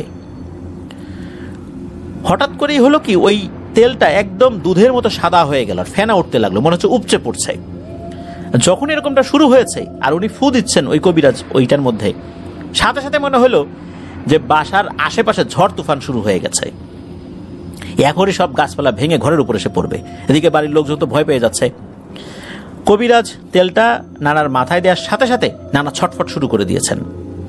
আর এই 6 মাসের ভিতরে প্রথমবারের মতো নানার মুখ দিয়ে কথা বের হলো, তবে সেই কথাটা নানার কথা না, খুবই ভয়ঙ্কর কর্কশ গলায় বলতে থাকে, এই বেটা কবিরাজ, তোরা তো সাহস হলো কিভাবে যে আমাকে বিরক্ত করিস? তুই জানিস আমার কত ক্ষমতা? কবিরাজ তার উত্তরে বলে, হ্যাঁ আমি জানি তুই কে, আর তোর ক্ষমতা কতটুকু সেটাও আমার জানা আছে, আর তুইও খুব ভালো করে জানিস আমি কে, আর আমার সাথে কে আছে তোর জানার কথা। তুই বল, এই মানুষটাকে শুধু শুধু কেন কষ্ট দিচ্ছিস? এটা বলার সাথে সাথে ওই পিশাচটা বলে ওঠে, কি বললি তুই? শুধু শুধু? আমি শুধু শুধু কষ্ট দিচ্ছি? মনে রাখিস, আমি শুধু শুধু কারো পিছনে লাগি না। এই লোকটা জেনে শুনে আমার ভাইকে মেরেছে। শুধু মেরেই ক্ষান্ত হয় নাই, আমার ভাইকে সে বিক্রিও করে দিয়েছে। তখন আমার ভাই জীবিত ছিল। ও বুঝতে পেরেছিল এটা স্বাভাবিক কিছু না। ও যদি ওই অবস্থাতে আমার ভাইকে ছেড়ে দিত, আমরা হয়তো বা কিছু করতাম না, ছেড়ে দিতাম। কিন্তু ও বুঝতে পেরেছিল যে ও কোনো একটা জিনকে ধরেছে, আক্রমণ করেছে, ধরে ফেলেছে তাকে। এরপর ও তাকে নিয়ে বাজারে বিক্রি করে দিয়েছে। তুই বল, এটা কি শুধু শুধু? আমি তাকে শুধু শুধু ধরছি? আমি তো ওকে ছাড়বো না। এটা তো ইচ্ছাকৃত একটা শয়তানি। আমি তো ওকে ছাড়বো না, আমি ওর পুরো পরিবারকে শেষ করে দিব। তখন কবিরাজ বলে, তুই কেন? তো সর্দারও করতে পারবে না, যা তোর সর্দারের কাছে যা, তোর সর্দারের কাছে গিয়ে বল আমার কথা। তোর সর্দার আমাকে খুব ভালো করে চেনে। তুই এখান থেকে যাবি কিনা বল, নাকি তোর ভাইয়ের অবস্থা তোরকে করবো বল। এরপর ওই পিশাচটা কিছুটা সময় চুপ করে থাকে। আসলে ওই কবিরাজের সাথে নাকি খুব শক্তিশালী একটা জিন আছে। শোনা যায় ওই জিনটাকে দেখলেই অন্য শক্তিশালী জিনেরও নাকি ভয়ে পালিয়ে যায়। পরে ওই পিশাচটা কিছুক্ষণ চুপ থাকার পর বলল যে ঠিক আছে, আমি চলে যাব, কিন্তু আমরা যেখানে থাকি ওইখানে ওই চিতার কাছে একটা গরু আর ঠিক এমন একটা গজার মাছ দিতে হবে যেমনটা ওই মাছ ছিল। মানে হচ্ছে যে নানা যেই এরকম মাছটাকে মেরেছিল ওরকম একটা মাছ দিতে হবে। পরে কবিরাজ বলল, তুই কোনো কিছু ছাড়া যাবি কিনা বল। কিচ্ছু দিতে পারবো না। পরে ওই কবিরাজ বলতে থাকে কিছু একটা, মানে বলতে থাকে, এই ধর এটারে, ইচ্ছা মতো পিটা। মানে কাকে যে বললো উপস্থিত লোকজন কিছু টের পাচ্ছে না। তবে উপস্থিত সবাই দেখতে পেল নানা ছটফট করছে, আর বাড়ির বাইরে মনে হচ্ছে ধস্তাধস্তির আওয়াজ হচ্ছে, চিৎকার চেঁচামেচি, ওরে বাপরে মরে গেলাম রে, মারিস না মারিস না এরকম করে। তো এরকম শব্দ, নানা ছটফট করছে ওইদিকে। তখন কবিরাজ বলে, যাবি কিনা বল। তখন ওই পিশাচটা বলে ওঠে যে আমার ভাইকে মারলো এইভাবে জেনে শুনে, এখন আমি যদি এইভাবে চলে যাই, তুই বল, আমাদের সমাজের নিয়ম কানুন তো তুই জানিস, আমি কি আমার সমাজে মুখ দেখাইতে পারবো? সবাই আমার মুখে থুতু ফেলবে। তোর বিবেচনা কি বলে আমি এইভাবে যাইতে পারি? আমার জায়গায় তুই হলে তুই কি করতি? তখন কবিরাজ একটু শান্ত হয়, বলে আচ্ছা ঠিক আছে যা, একটা গরু দেয়া তো সম্ভব না, তুই যেরকমটা মাছ চেয়েছিস ওই রকম একটা মাছ ওরা রেখে আসবে, কিন্তু তুই আর কখনো আসবি না। আর যা হবার হয়ে গেছে। আর তুই এই লোকের ট্যাটা নিয়ে গেছিস, তুই ট্যাটাটা ফেরত দিয়ে যাবি। এখানে কিন্তু একটা কথা বলে রাখা ভালো যে নানার ট্যাটাটা পাওয়া যাচ্ছিল না, তার মানে ওই ট্যাটাটা নাকি ওই জিনটা নিয়ে গিয়েছিল, কোন একটা কিছু করবে বা কোন একটা উদ্দেশ্য ছিল হয়তো বা। তো ওই পিশাচটা বলে ঠিক আছে, আমি ওটা দিয়ে যাব। এরপর কি হয় যে ওই পিশাচটা চলে যায়, কিছুক্ষণ পর বাইরে একটা খট করে শব্দ হয়। তো একজন বাইরে গিয়ে দেখে, ওই মামার দুইজন মামার মধ্যে একজন বাইরে গিয়ে দেখে ওই যে ট্যাটাটা বাইরে পড়ে আছে, ওই ট্যাটার একটা ফলা নাই, ভাঙা, ওই যে যেটা ওই মাছের সাথেই আর কি ছিল। নানার জ্ঞান ফেরত আসে। এই 6 মাসের মধ্যে সর্বপ্রথম নানা ভালোভাবে কথা বলতে পারে। 6 মাস তার জবান বন্ধ হয়েছিল। নানা তখন পুরো বিষয়টা খুলে বলে একদম শুরু থেকে কি হয়েছে। তো এই যে এতক্ষণ তো আমরা নানার সাথে ঘটে যাওয়া বললাম, এবার আসি এই নদীর পাশের কবরস্থানের সাথে যে ব্রিজটা বলেছিলাম ভয়ঙ্কর ব্রিজ, এই ব্রিজ নিয়ে কিছু কথা।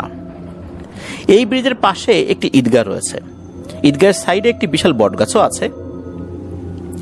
তো নানার এই ঘটনার 1 বছর পরের ঘটনা, এই যে রাকিব ভাই উনি একদিন বাজার থেকে বাসায় আসছেন, তখন উনি রিক্সার মধ্যে, তো রিক্সাওয়ালা বলছে যে ব্রিজের নিচে একটি বাচ্চার লাশ পাওয়া গেছে, কিন্তু বাচ্চাটা যে কার সেটা এখনো জানা যায়নি।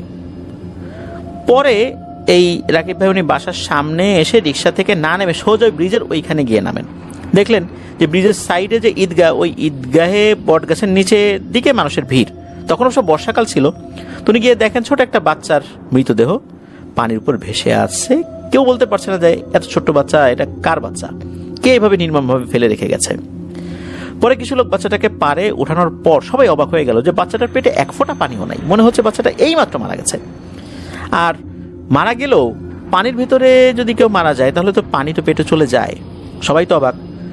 পরে খোঁজ পাওয়া গেল যে পাশের এলাকারই একজনের বাচ্চা এটা। বাচ্চাটার মা কান্না করতে করতে চলে আসে। বাচ্চাটার মা বলে যে এই ব্রিজের এখানে এমনিতে ওনারা ঘুরতে আসছিলেন, ভেবেছেন সন্ধ্যা হয়ে আসছে, সাথে ছোট একটা বাচ্চাটা হাঁটতে পারে, তো এখন চলে যাই। তো ব্রিজের সাইডে কিন্তু বসার জায়গা আছে, ওইখানে ওই বাচ্চাটাকে উনি একটু বসিয়ে রেখেছেন, বসিয়ে রেখে একটু সামনে আগিয়েছেন। ওই বাচ্চাটার পাশে কিন্তু ওনার বোনও আছে, মানে ওই মহিলার যে বোন, আপন বোন, সেও আছে। তো উনি হয়তো বা একটু এগিয়ে গেছেন, বাদাম টাদাম কিছু কিনবেন, এরপরে বাড়ির দিকে চলে যাবেন। তো উনি কিছুটা আগানোর পর ওই আবার যখন পেছন থেকে ঘুরেছেন, দেখা যায় ওনার বোন আছে কিন্তু বাচ্চা নেই। উনি বলেন কি ব্যাপার, আর বাচ্চা কই? তো বোনকে বলছে কি রে বাচ্চা কই?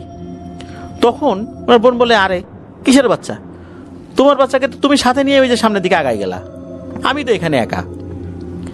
তখন উনি তো বুঝতে পারছেন না ঘটনা কি, আমি বাচ্চাটাকে এখানে রেখে গেলাম, আমার বোন বলে যে আমি সাথে নিয়ে গেছি। এরপর তো উনি চিৎকার চেঁচামেচি শুরু করেছেন। তখন উনি নাকি অন্যদিকে চলে গেছেন বাচ্চার খোঁজে। বেশ কিছুক্ষণ পর ওনার কানে গেছে যে একটা বাচ্চার লাশ পাওয়া গেছে ওই বটগাছের ওখানে। এরপর উনি এসে দেখেন এটা ওনারই বাচ্চা। কিন্তু আসলে ব্যাপারটা কি, বাচ্চাটা তার খালার পাশে বসা, অথচ তার খালা দেখছেন যে বাচ্চার মায়ের সাথে চলে যাচ্ছে ওইদিকে, এর ভিতরে বাচ্চা নাই। এমন একটা মায়াজাল সৃষ্টি করা হয়েছে যে বাচ্চার মা দেখছে তার খালার কাছে বসে আছে, আর বাচ্চার খালা দেখছেন যে বাচ্চাটা তার মায়ের সাথে আছে, এর ভিতরে বাচ্চাটা কোথায় যেন হারিয়ে গেছে। আর এরপরে যেটা হয়েছে সেটা আমরা অনুমান করতে পারি যে বাচ্চাটার সাথে কি হয়েছে, কিভাবে বাচ্চাটা মারা গেল। তো এটা তো একটা বাচ্চার ঘটনা ছিল। এর ঠিক 1 বছর পরে এমন এক বর্ষার সময়ে ওনাদের এই নদী দিয়ে যে কার্গোগুলো, মানে বালু বোঝাই যে কার্গোগুলো, এগুলো তো চলাচল করে। তখন নাকি হঠাৎ করে একজন চিৎকার করে ওঠে, এই পড়ে গেল, কিন্তু উপরে ওঠে না। মূলত ওই বোট চালক যিনি, উনি পড়ে গেছেন। তো বোটের বাকি সদস্যরা বোট থামিয়ে সাইড করে পানিতে নেমে অনেক খোঁজাখুঁজি করে, কিন্তু পায় না। বিকেলের দিকে ওই ব্রিজের নিচে ওনাকে পাওয়া যায়। ওনাকে যখন পানি থেকে তোলা হয় তখন দেখা গেল যে উনি ঠিক যেভাবে লুঙ্গি পরেছিলেন সেভাবেই আছে। এমনকি ওনার চুলের যে ভাঁজ ছিল ওটা ওরকমই আছে। উনি পানিতে পড়ে গেছিলেন দুপুরের সময়, অথচ এত সময় থাকার পরে শরীরে কিছুটা পরিবর্তন তো হয়, কোনো পরিবর্তন ছিল না। মনে হচ্ছে উনি মাত্রই পড়েছেন, ওনার পেটেও কোনো পানি নাই, মনে হচ্ছে উনি গোসল করেছেন।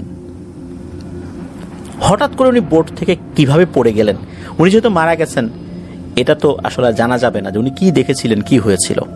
কিন্তু ওই বোটে অন্য যারা ছিলেন তারা দেখেছিলেন যে উনি পড়ে গেছেন, বাস এতটুকুই। কি হয়েছিল এটা বলা যায় না। এরও 1 বছর পরে আরেকটি মর্মান্তিক ঘটনা ঘটে। এই রাকিব ভাইদের পাশের গ্রামে এক লোক, বয়স মোটামুটি 27-28 হবে।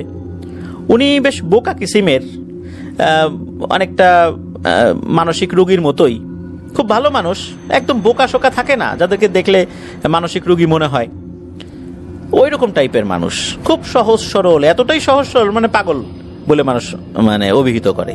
সবার সাথে খুব ভালো ব্যবহার করত, কারোর সাথে তার কোনো শত্রুতা ছিল না।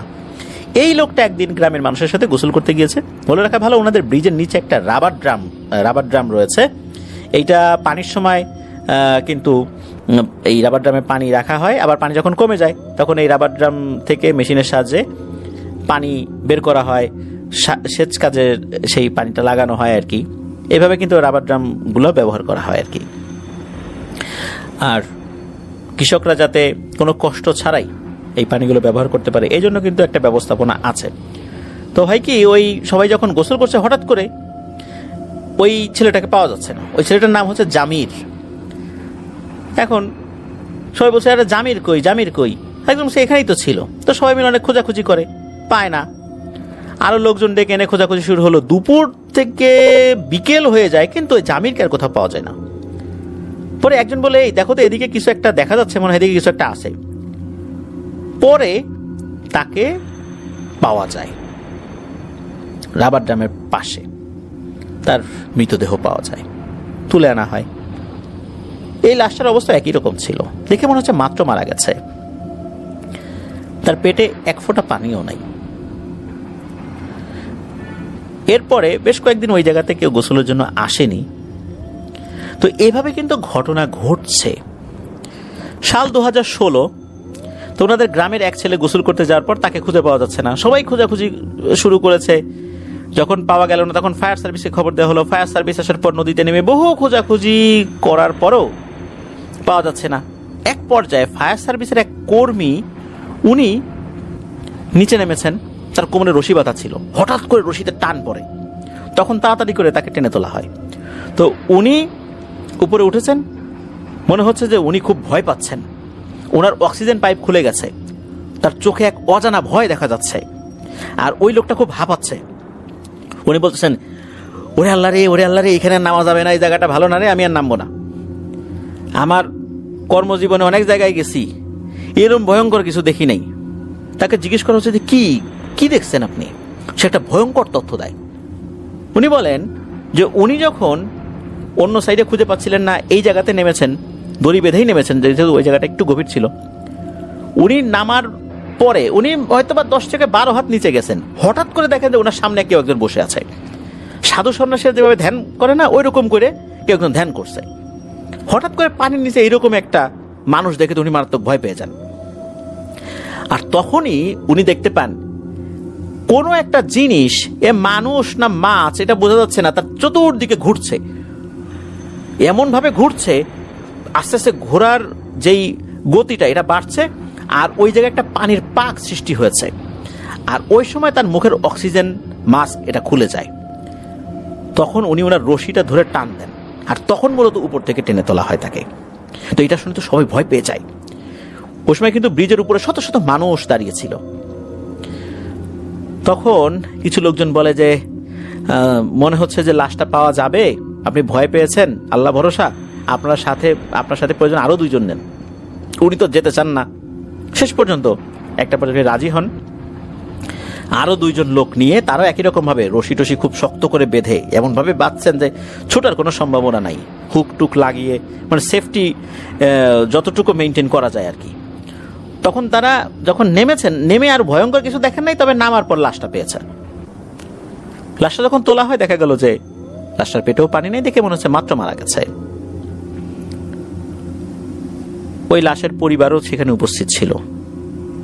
কান্নাকাটি শুরু হয়ে যায়, শোকের ছায়া নেমে আসে। এর কয়েক বছর পরে পাশের গ্রামের দুই ভাই, মোটামুটি বয়স ছোট, 9-10 বছর, এরা মাদ্রাসায় পড়ে, দুপুরে গোসল করতে আসছে অনেকের সাথে। হঠাৎ করে দেখে এই দুই ভাইকে কে যেন, মানে এই দুইজনকে টেনে নিয়ে যাচ্ছে একসাথে। অনেক চেষ্টা করার পরে কেউ ধরতে পারেনি, বাঁচাতেও পারেনি। দুই ভাই এভাবে মারা যায়। কে যেন তাদেরকে ধরে নিয়ে যাচ্ছে। একই সাথে দুইটা ভাইকে মরতে হলো। এরপর বেশ কিছুদিন কিছু হয় নাই, 2022 সাল, রোজার ঈদের একদিন পরের কথা। তখন রাকিব ভাই সৌদিতেই তো উনি তখনও আছেন।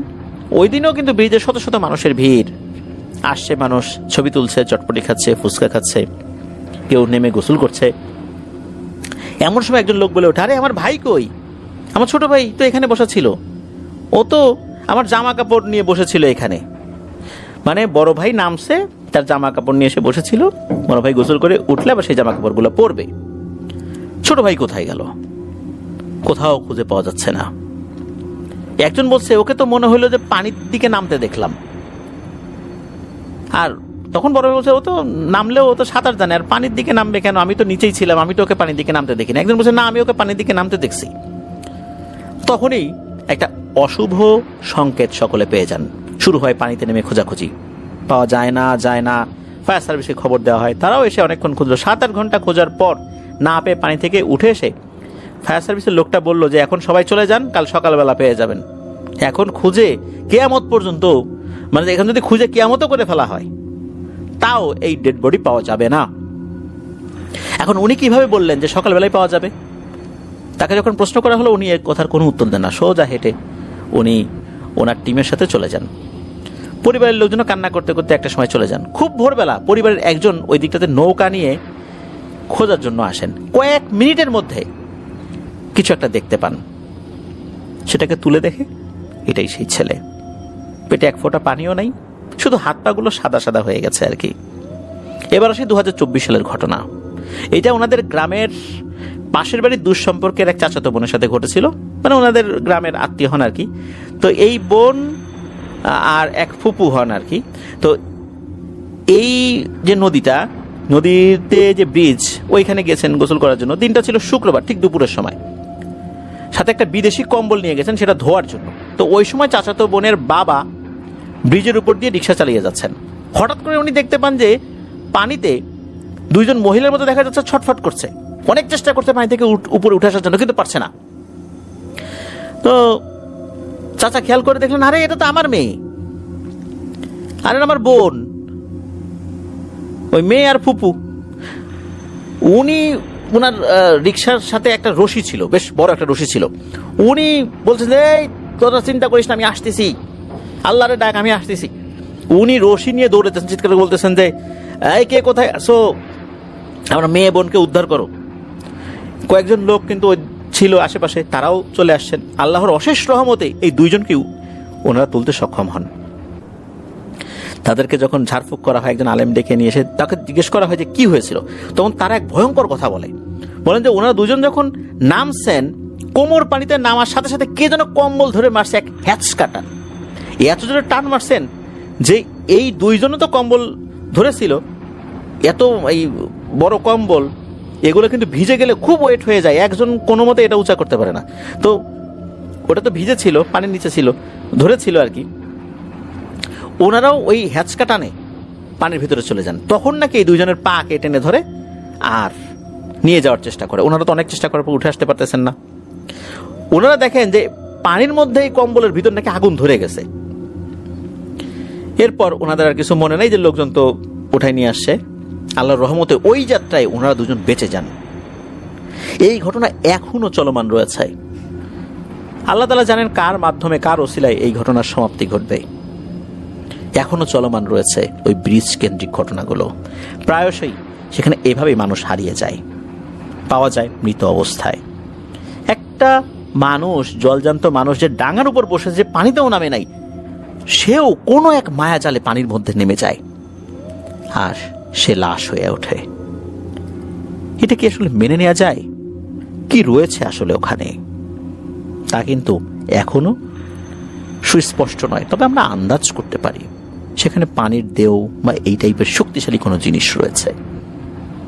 আল্লাহ আমাদেরকে হেফাজত করুন। প্রিয় লিসেনার্স, চলুন চলে যাব আমরা আমাদের এবারের এপিসোডের পরবর্তী আরও একটি নতুন ঘটনায়। থার্সডে নাইটের 155তম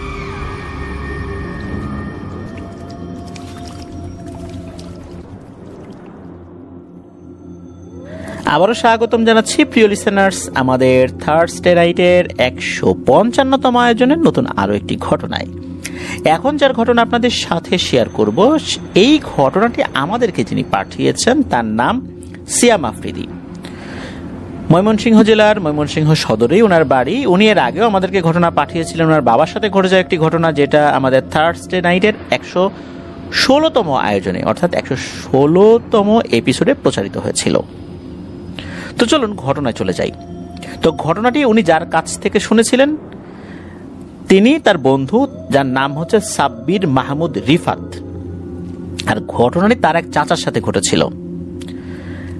তো ওই চাচার নাম হচ্ছে অলি মিয়া। উনি পেশায় একজন ট্রাক ড্রাইভার। ওনার বর্তমান বয়স 45 বছর বা তার থেকে কয়েক বছর বেশি হবে আর কি। আর ঘটনাটি ঘটেছিল 2005 সালে। তখন উনি ড্রাইভিং এতটা শেখেন নাই, তখন ট্রাকের হেল্পার ছিলেন। ওনার যিনি ওস্তাদ ছিলেন মানে ড্রাইভার ছিলেন তার নাম ছিল সৌরভ। সংক্ষেপে তাকে শাহরুখ কাকা বলে ডাকতেন। তো ওনার ওস্তাদ সবসময় ট্রাকে কাঁচা মালামাল আনা নেওয়া করতেন, মানে সবজি। উত্তরবঙ্গ থেকে সবজি নিয়ে আসতেন ঢাকাতে, আবার কখনো ওই টাঙ্গাইলে উনি নিয়ে যেতেন সবজি, এরকম উনি নিয়ে যেতেন আর কি। তো ঘটনাটি ঘটে তেমন একটি ট্রিপ নিয়ে যাওয়ার সময়। ময়মনসিংহের তারাকান্দা থেকে টাঙ্গাইলে যাওয়ার পথে ঘটনাটি ঘটেছিল। ওনারা ট্রাকে শসা এবং লাউ লোড করেছিলেন, তারপর তারাকান্দা থেকে টাঙ্গাইলে যাচ্ছিলেন। তারাকান্দা থেকে ওনারা সবকিছু গুছিয়ে রওনা দিতে দিতে রাত প্রায় 10টা বেজে যায়। পথ কিন্তু খুব বেশি দূরের ছিল না, এই জন্য ওনারা ওই রাত 10টা বাজছে কোনো একটা গুরুত্ব দেন নাই। ওনারা ওই মাল আনলোড করে মানে নামিয়ে আবার তারাকান্দা থেকে মাল লোড করেও কিন্তু আবার আসবেন, এরকম একটা কথা ছিল। তবে রাস্তার অবস্থা খুব একটা ভালো ছিল না, তবে তাতে ওনাদের চলাচলে খুব বেশি সমস্যা হচ্ছিল না। ওনারা সব রাস্তা ঠিকঠাক মতো গেলেও সমস্যা হয় যখন মধুপুর জঙ্গলের পার্শ্ববর্তী রাস্তায় চলে আসছেন। তা গাড়ি চলছে, হঠাৎ করে ওনারা খেয়াল করলেন রাস্তায় একটা বানর মরে পড়ে আছে। গাড়ি যে হেডলাইট রয়েছে সেই হেডলাইটের আলোতে ওনারা দেখলেন। আর পাশে কিছু বানর বসে কি যেন অদ্ভুত ভাষায় শব্দ করছে, কান্নাকাটি করছে, এরকম বলে মনে হলো। তো ওনাদের ওস্তাদ মানে এই যে অলি মিয়া যিনি, তার ওস্তাদ শাহরুখ কাকা, উনি গাড়িটা ব্রেক করেন। বানর তো একটা সঙ্গবদ্ধ একটা প্রাণী বলতে হবে, কারণ একটি বানর যদি আক্রমণের শিকার হয় তাহলে ওই বানর দলের কিন্তু অন্য বানরগুলো এসে আক্রমণ করে। একটা বানর এভাবে মরে পড়ে আছে, তার ডেড বডি নিয়ে অন্য বানরগুলো ঘিরে থাকবে, কান্নাকাটি করবে, এটাই স্বাভাবিক। এখন যদি এই বানরের উপর দিয়ে গাড়ি চালিয়ে দেওয়া হয় তাহলে অন্য বানরগুলো লাফিয়ে গাড়ির পেছনে উঠে পড়তে পারে, এই বানরগুলো আবার আক্রমণ করতে পারে। কারণ বানরকে যদি এভাবে কোনো কারণ ছাড়া আক্রমণ করা হয় বা তাদেরকে খেপিয়ে তোলা হয় তাহলে ওরা কিন্তু খুব আক্রমণাত্মক এবং হিংস্র হয়ে আক্রমণ করে। এটা মোটেও উচিত নয় বানরদেরকে এভাবে উত্ত্যক্ত করা। তো এটা কিন্তু জানতেন, এই শাহরুখ কাকা কিন্তু জানতেন। চলাচলের ক্ষেত্রে মাঝে মাঝেই বিশেষ করে কলা নিয়ে যখন আসা হয় তখন হনুমান বানরগুলো এরকম গাড়ির উপর চলে আসে, এদেরকে খুব বেশি বিরক্ত করা ঠিক হবে না। এখন একটা বানর মরে পড়ে আছে, এখন উনি কি করবেন? এখন উনি গাড়িটা ব্রেক করেন, কিন্তু গাড়ি থেকে নামার সাহস পাচ্ছেন না। উনি চিন্তা করলেন যে কিছুক্ষণ থাকি, দেখি আরো পিছন থেকে আরো অনেক গাড়ি আসবে, সামনে পিছন থেকে, এগুলো হয়তো বা এই ডেড বডিটা নিয়ে জঙ্গলের ভিতরে চলে যাবে। এদিকে এই যে অলি মিয়া যিনি, উনি কয়েকবার এই শাহরুখ কাকাকে বললেন যে ওস্তাদ আমি নামি, নেমে লাঠিটা নিয়ে বানরগুলোকে তাড়াই দেই, তারপরে এই বানরের যে লাশটা আছে এইটা রাস্তার পাশে রেখে তারপর আমরা গাড়ি চালাই যাই। কিন্তু শাহরুখ কাকা বলছেন যে তুই বেশি বুঝিস না, এই রাস্তায় কিন্তু চলাচলের অভিজ্ঞতা তোর থেকে আমার বেশি, এই জন্য চুপ করে বসে থাক। আসলে ওই রাস্তায় গাড়ির আনাগোনা খুব একটা ছিল না, ডাকাতেরও ভয় ছিল। এখন কতক্ষণ ওরা এভাবে বসে থাকবেন? ভূতের ভয় না থাকলেও ডাকাতির ভয় কিন্তু ছিল খুব মারাত্মক। আর একে তো জঙ্গলের মাঝামাঝি রাস্তা, আশেপাশে কয়েক মাইলের মধ্যে কোনো জনবসতি নাই। এরপরে একটা সময় এই সারু কাকা যিনি মানে ওস্তাদ, ওনার মুখেও একটা চিন্তার ভাব দেখা যায়। এই সুযোগে এই অলি মিয়া বললেন, ওস্তাদ আর নিষেধ করেন না, লাঠিটা নিয়ে নামি, এগুলোকে নেমে ইচ্ছা মতো পিটাই, এগুলো সাইজ করে দিই, দেখবেন যে এমনি সাইড হয়ে সরে চলে গেছে। এবার আর ওস্তাদ সারু কাকা কিছু বললেন না। উনি ওনার সিটের পেছনে থাকা একটা লম্বা লাঠি ছিল, এই লাঠিটা নিয়ে বের হইছেন। বের যখন হইছেন উনি দেখেন আরে কি, গাড়ির মধ্যে বসে দেখলাম স্বাভাবিক সাইজের বানর, কিন্তু এগুলা কি? দেখেন যে এই বানরগুলো স্বাভাবিক সাইজের না। উনি গাড়ির ভিতরে বসে যে বানরের সাইজ দেখছিলেন, এই বানরগুলো আসলে এখন অনেক বড় বড় সাইজের দেখা যাচ্ছে। আর হেডলাইটের আলো যখন বানরের চোখের উপর পড়েছে, চোখগুলো মনে হচ্ছে একদম সবুজ। আর সবুজ যে শুধু না তা না, সবুজ আলো বের হচ্ছে, মনে হচ্ছে তার আলো বের হয়ে সামনে কিছুটা আলোকিত হয়ে যাচ্ছে। এইটা দেখার সাথে সাথে এই অলি মিয়া তো পাইছেন ভয়, যে এরে এটা তো কোনো স্বাভাবিক বানর না রে, এ কি ধরনের বানর? আমি দেখলাম এক সাইজ, এখন দেখি আর এক সাইজের বানর। তখন হয় কি, হঠাৎ করে জঙ্গলের ভিতর থেকে একটা আওয়াজ আসে এবং ডাকছে, এই খবরদার খবরদার, ওদের গায়ে হাত দিবি না, খবরদার। এই বলতে বলতে জঙ্গলের ভিতর থেকে একটা লোক বের হয়ে আসে। তবে ওই লোকটা আসলে যে খুব অস্বাভাবিক চেহারার ছিলেন ওরকম না। ওই লোকটার হাতে একটা বড় বাঁশি ছিল এবং আর এক হাতে একটা হারিকেন ছিল। ওই লোকটা এসে এই অলি মিয়াকে ধমক দিয়ে বলেন, এই বেটা, তোর সাহস তো কম না রে, তুই জানিস এগুলা কারা? আমি এখন এখানে না আসলে তোর কি হাল হইতো তুই বুঝতে পারছিস? তুই তোর ওস্তাদ সহ কোথায় যে হারাই যাইতি তার কোনো হদিসই পাইতো না কেউ। তোদের লাশ তো দূরের কথা, তার হারও 50 বছর পরে কেউ খুঁজে পাইতো না। খবরদার, যা, দৌড় দে, যা, গাড়িতে ওঠ, এখানে যা যা ঘটুক গাড়ির থেকে নামবি না, যা। বানরগুলা যদি এখান থেকে সরে যায় তখনই শুধু গাড়ি ট্রেনের সামনে যাবি। এই কথা শোনার সাথে সাথে এই অলি মিয়া উনি তো লাঠিটা নিয়ে দৌড়ে আবার গাড়ির ভিতর ঢুকে এই ট্রাকের যে সাইডের যে জানালার কাঁচ থাকে সে কাঁচও উঠাই দিছে। এরপর দেখছেন যে কি হয়। উনি দেখলেন যে ওই লোকটা তার এক হাতে থাকা বাঁশিটা উনি মুখের সামনে ধরে হারিকেনটা পাশে নামিয়ে রেখে বাজানো শুরু করলো। বাঁশি বাজাতে গেলে তো দুই হাতের নখগুলোই ব্যবহার করতে হয়। বাঁশির একটা অদ্ভুত সুর, কেমন জানি সুর, এই সুর শুনে এই ওস্তাদ সারু মিয়া আর অলি মিয়া দুইজনেরই মাথা ব্যথা শুরু হয়ে গেছে। এমন মাথা যন্ত্রণা, মনে হচ্ছে যে মাথা একদম ছিঁড়ে পড়ে যাবে, ভয়ঙ্কর যন্ত্রণা। আর বাঁশি যখন বাজানো শুরু করেছে মনে হচ্ছে এই বানরগুলো অদ্ভুতভাবে লাফালাফি শুরু করে দিয়েছে, মনে হচ্ছে ওদের শরীরে আগুন ধরে গেছে, ওরা লাফালাফি শুরু করে দিয়েছে।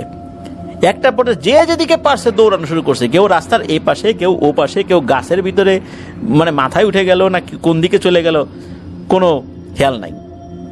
যখন সবগুলো বানর সরে গেল তখন ওই আগন্তুক লোকটা বাঁশি বাজানো থামিয়ে দিলেন। আস্তে আস্তে এগিয়ে গিয়ে ওই যে মৃত বানরটা পড়েছিল ওইটার শরীরের উপর যখনই উনি হাত রেখেছেন, এই যে ওস্তাদ সারু মিয়া আর অলি মিয়া দুজনেই দেখলেন যে এই বানরের ডেড বডিটা মুহূর্তেই মনে হলো বাতাসে মিশে গেল। এই দৃশ্য দেখে এই ওস্তাদ আর অলি মিয়ার তো অবস্থা খারাপ, ভয়ে শরীর ঘেমে একদম ভিজে একাকার। এরপরে ওই লোকটা কি হলো, আবার মনে হলো যেই রাস্তা দিয়ে আসছিলেন ওই রাস্তা দিয়েই ওই জঙ্গলের মধ্যে হারিয়ে গেল। ওই হারিকেনটা হাতে নিয়ে আবার চলে গেল ভেতরে, অথচ ওই ভেতরে কিন্তু কোনো জনবসতি থাকার কথা না। তখন গাড়িটা ওনারা স্টার্ট দেন এবং ওখান থেকে রওনা দেন। টাঙ্গাইলে গিয়ে মালামাল নামিয়ে ওই আড়ত মহাজনের সাথে বিষয়টা শেয়ার করলে উনি বলেন যে তোমাদেরকে আজকে আর রাত্রে ট্রিপ নিয়ে যাইতে হবে না, ওই মাল আনার জন্য আমি অন্য আর একটা গাড়িকে বলে দিচ্ছি, ওইখানে আর একটা গাড়ি আসে, ওরা ওই মালটা নিয়ে আসবে, তোমরা যাইও না। তো সকালবেলা ওখানকার এক মসজিদের হুজুরের কাছে ওনাদেরকে ওই আড়ত মহাজন নিয়ে যান। তো হুজুরের বয়স প্রায় 70-এর মতো হবে। হুজুর খুব ভালো মানে একজন রাকিও। ওনার কাছে যখন সব বিষয়টা শেয়ার করা হয় তখন ওই হুজুর বলেন যে সর্বনাশ, তোমরা জানো আল্লাহ তোমাদেরকে কি বিপদ থেকে বাঁচায় নিয়ে আসছে? ওগুলা কোনো সাধারণ বানর ছিল না, ওগুলো ছিল খুনি পিশাচ, ওগুলো বানরের রূপ ধরে ওখানে ছিল। ওরা মানুষকে সুযোগ পেলে একদম ছিন্ন ভিন্ন করে ফেলে। আর ওই যে আগন্তুক, ওইটাও কোনো স্বাভাবিক মানুষ ছিল না, ওইটা খুব ভালো একটা জিন ছিল। ওই জিনটা সে বিভিন্ন সময় এই পিশাচ সম্প্রদায়ের হাত থেকে মানুষদেরকে বাঁচানোর জন্য এগিয়ে আসে। যাই হোক, সামনের থেকে এরকম কিছু দেখলে কিন্তু গাড়ি থামাইও না, প্রয়োজনে গাড়ি সাইড করে চলে আসবা, সাইড কেটে চলে আসবা, কিন্তু গাড়ি থামাবা না। তো এই জিনিসগুলো হুজুর শিখিয়ে দেন। ওই জায়গায় নাকি এই ধরনের ঘটনাগুলো মাঝে মাঝেই ঘটে। এই ঘটনার পর পরবর্তীতে ওলি মিয়ার হালকা জ্বর আসলেও তেমন কিছু হয় নাই। তো ঘটনাটা এ পর্যন্তই ছিল। ধন্যবাদ জানাচ্ছি সিয়াম আফ্রিদি ভাইকে দুর্দান্ত একটি ঘটনা আমাদের সাথে শেয়ার করার জন্য। প্রিয় লিসেনার্স, ওই রাস্তায় রাতের বেলা আপনারা কখনো গাড়ি নিয়ে এসেছেন কিনা, কোনো ঘটনা আপনাদের সাথে আছে কিনা, বা আপনাদের পরিচিত কারো কাছে আছে কিনা, তা জানলে কিন্তু আমাদেরকে লিখে বা রেকর্ড করে ইমেল করতে পারেন। আর ইমেল অ্যাড্রেসটা হচ্ছে afnanthehorworldbd@gmail.com। স্পেলিংটা বলে দিচ্ছি, AFNANTHEHORRORWORLDBD, afnanthehorworldbd@gmail.com। চলো প্রিয় লিসেনার্স, আমরা চলে যাই আমাদের এবারের থার্সডে নাইটের 155তম আয়োজনের নতুন আরো একটি ঘটনায়।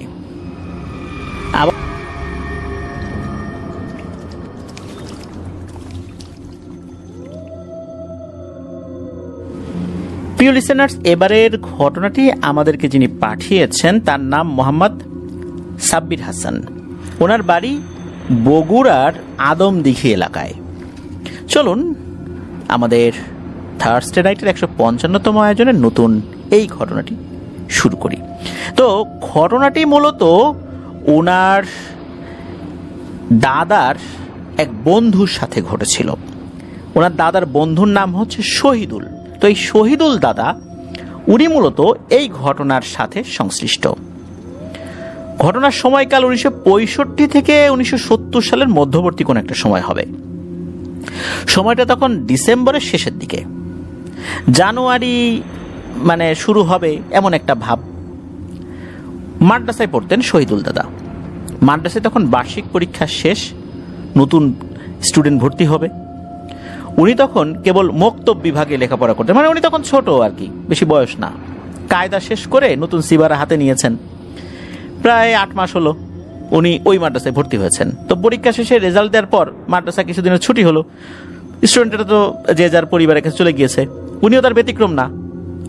ছুটি শেষ হওয়ার প্রায় 2 থেকে 3 দিন আগেই উনি মাদ্রাসায় চলে আসেন।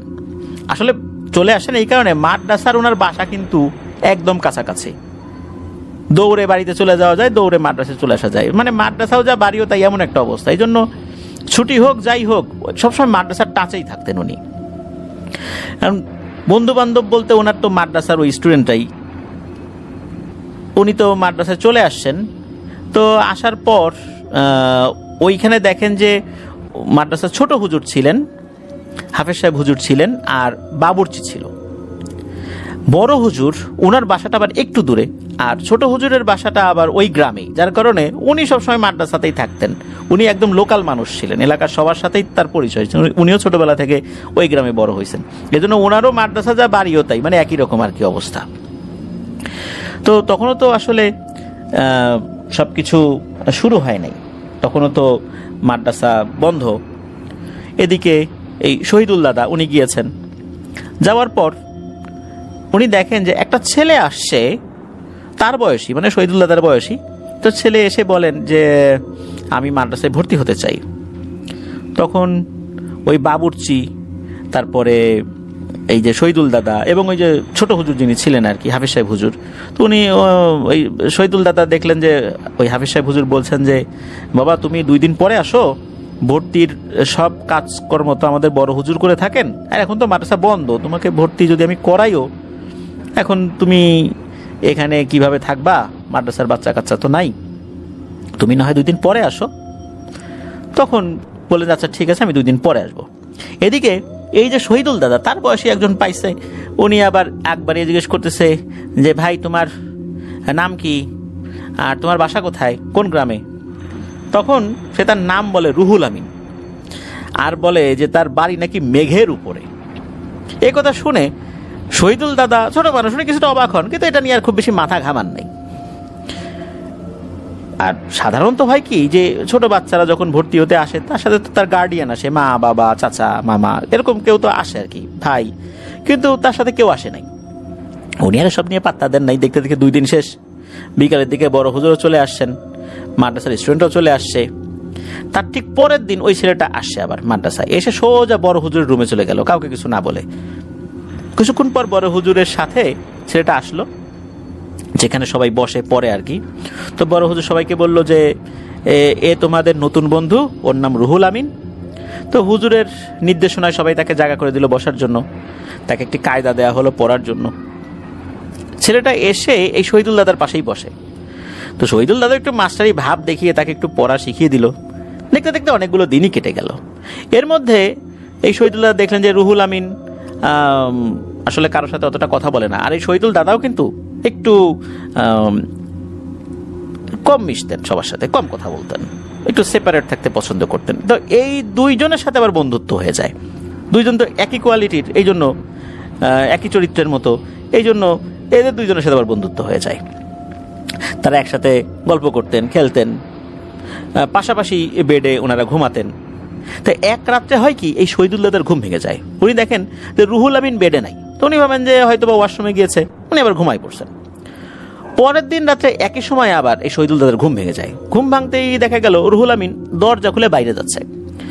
তো শেষ হলো যায় কোথায়, এটা দেখার জন্য এই শহীদুল দাদা আবার চুপি চুপি পা টিপে টিপে বের হয়েছেন।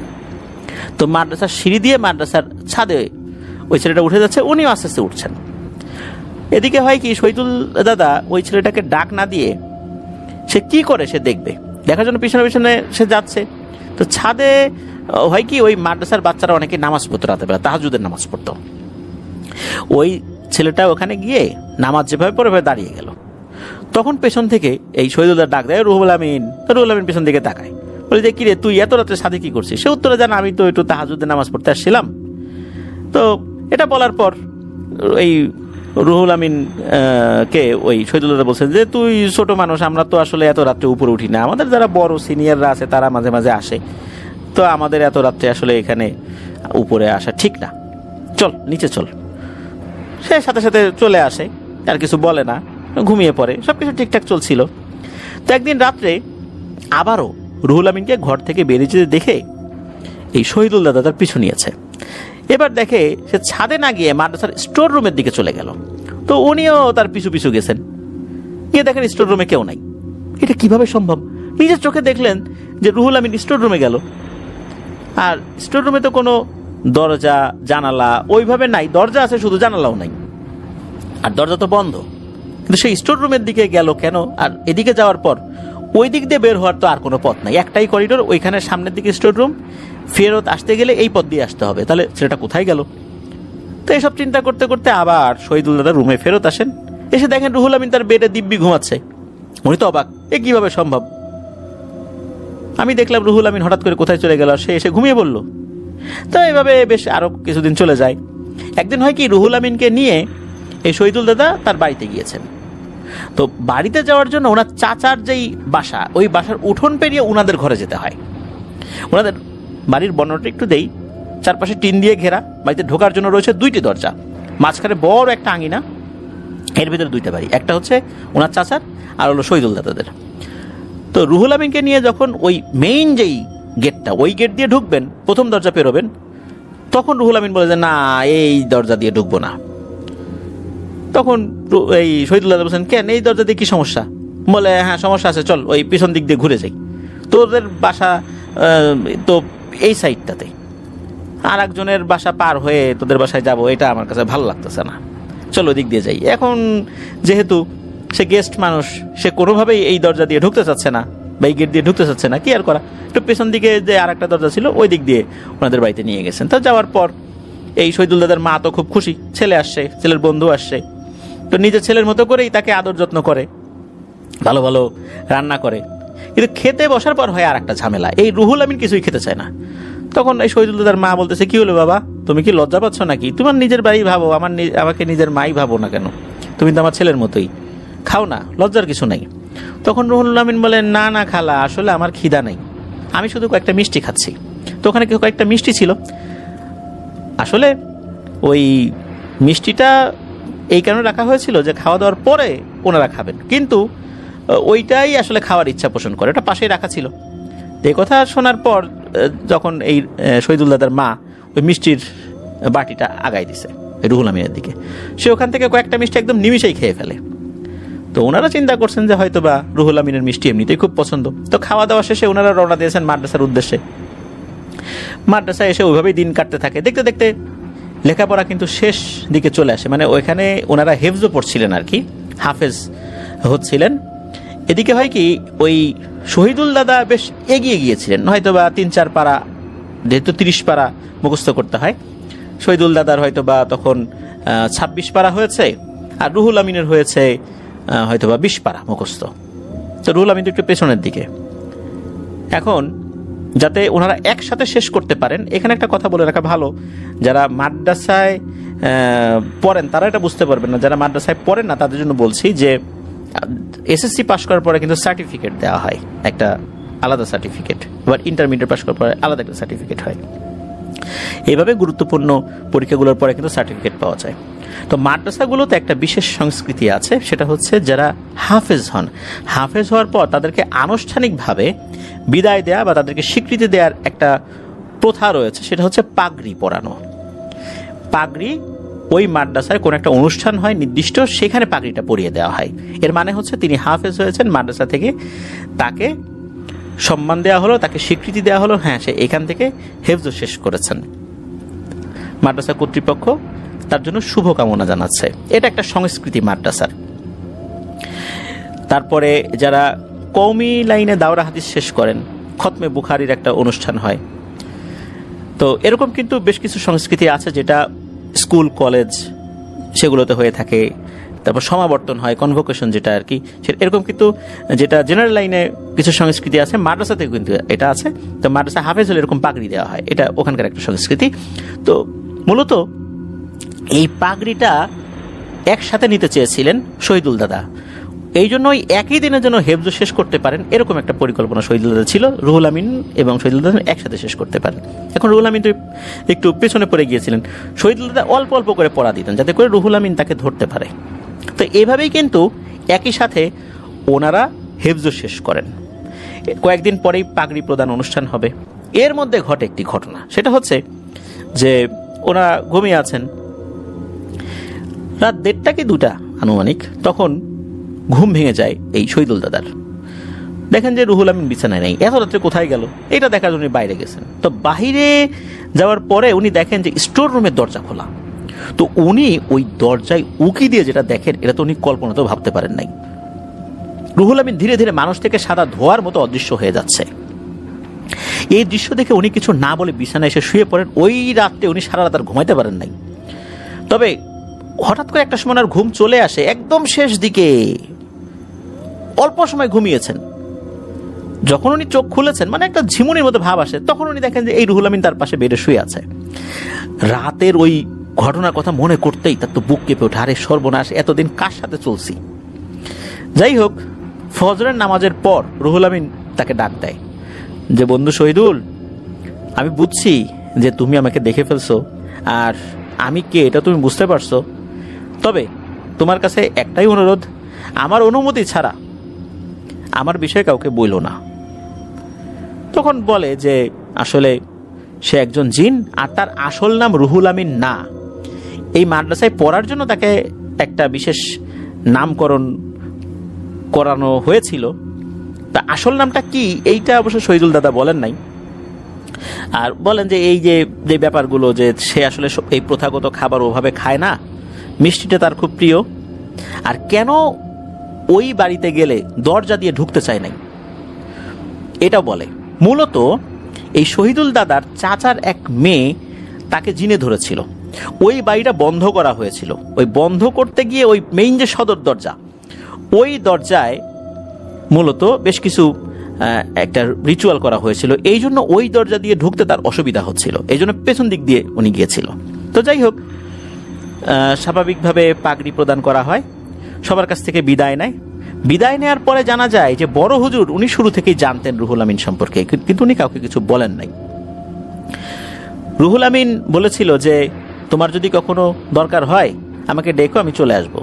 ডাকার একটা নির্দিষ্ট পদ্ধতি শিখিয়ে দিয়েছিল। তো এরপর ঘটনা যে শেষ তা কিন্তু না, এরপর কিন্তু রুহুল আমিন এসেছে, পরিবারের কেউ অসুস্থ হয়েছে, ডাক্তারি ট্রিটমেন্টে ভালো হচ্ছে না, রুহুল আমিনকে ডেকেছে। সে তার দেশে গিয়ে জিনেদের সাথে পরামর্শ করে কিছু চিকিৎসা পদ্ধতি এসে জানিয়ে গেছে, আল্লাহর রহমতে ওনারা সুস্থ হয়েছেন। হয় কি শহীদুল দাদা যখন বিয়ে করবেন, ওই বিয়ের অনুষ্ঠানে এই রুহুল আমিনকে দাওয়াত দেওয়া হয়। সে বলে যে না, আসলে বিয়ের অনুষ্ঠানে তো গরু, খাসি, মুরগি জবাই হয়, আমরা এই ধরনের প্রোগ্রামগুলোতে আসলে ওইভাবে আসতে পারি না, আমাদের অসুবিধা হয়, ক্ষতি হয়। এখন ওই শহীদুল দাদা বলছেন যে বন্ধু তুমি আসবা না, এটা কিভাবে সম্ভব, তোমাকে আসতেই হবে। অনেক জোরাজুরি করার পর নাকি রাজি হয়েছিল। তবে তাকে আলাদা একটা ঘরে একটা ব্যবস্থা করা হয়েছিল। সে আসবে, মানুষের বেশেই আসবে, এটা শুধু ওই শহীদুল দাদা বুঝতে পারবেন, আর কেউ বুঝতে পারবেন না। এবং সে যেই দিক দিয়ে আসবেন ওই দিকে কোনো মাংস বা অন্য কোনো কিছু আসলে নিয়ে আসা হবে না, বা সেই টাইপের কোনো কিছু থাকবে না, এটা আগে থেকে নিশ্চিত করা হয়েছিল। শহীদুল দাদা খুব সতর্কতার সাথে এই বিষয়টা নিশ্চিত করেছিলেন। তো সেখানে আসলে তার জন্য শুধু মিষ্টি আনা হয়েছিল। সে নাকি বড় বড় 5টা পাতিল মিষ্টি খেয়ে ফেলেছিল ওই রুহুল আমিন। তো এই যে শহীদুল দাদা, উনি বছরখানেক আগে মারা গেছেন, এটা জানিয়েছেন সাব্বির হাসান ভাই। আর এটাই ছিল জিন বন্ধুর সাথে শহীদুল দাদার কিছু স্মৃতি। মাদ্রাসাগুলোতে কিন্তু এরকম ঘটনা ঘটে।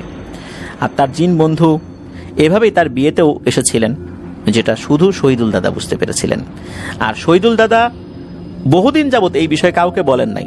পরবর্তীতে তার জিন বন্ধুর অনুমতি সাপেক্ষেই এই ঘটনাগুলো বিভিন্ন মানুষকে উনি বলেছেন। আর এই কারণে আমরাও এই ঘটনাটি শেয়ার করতে পারলাম। ধন্যবাদ জানাচ্ছি সাব্বির হাসান ভাইকে। আশা করছি আপনার কাছ থেকে আরো অনেক ঘটনা পাবো। প্রিয় লিসেনার, চলুন আমরা চলে যাবো আমাদের থার্সডে নাইটের 155তম আয়োজনের 6ষ্ঠ এবং শেষ ঘটনায়।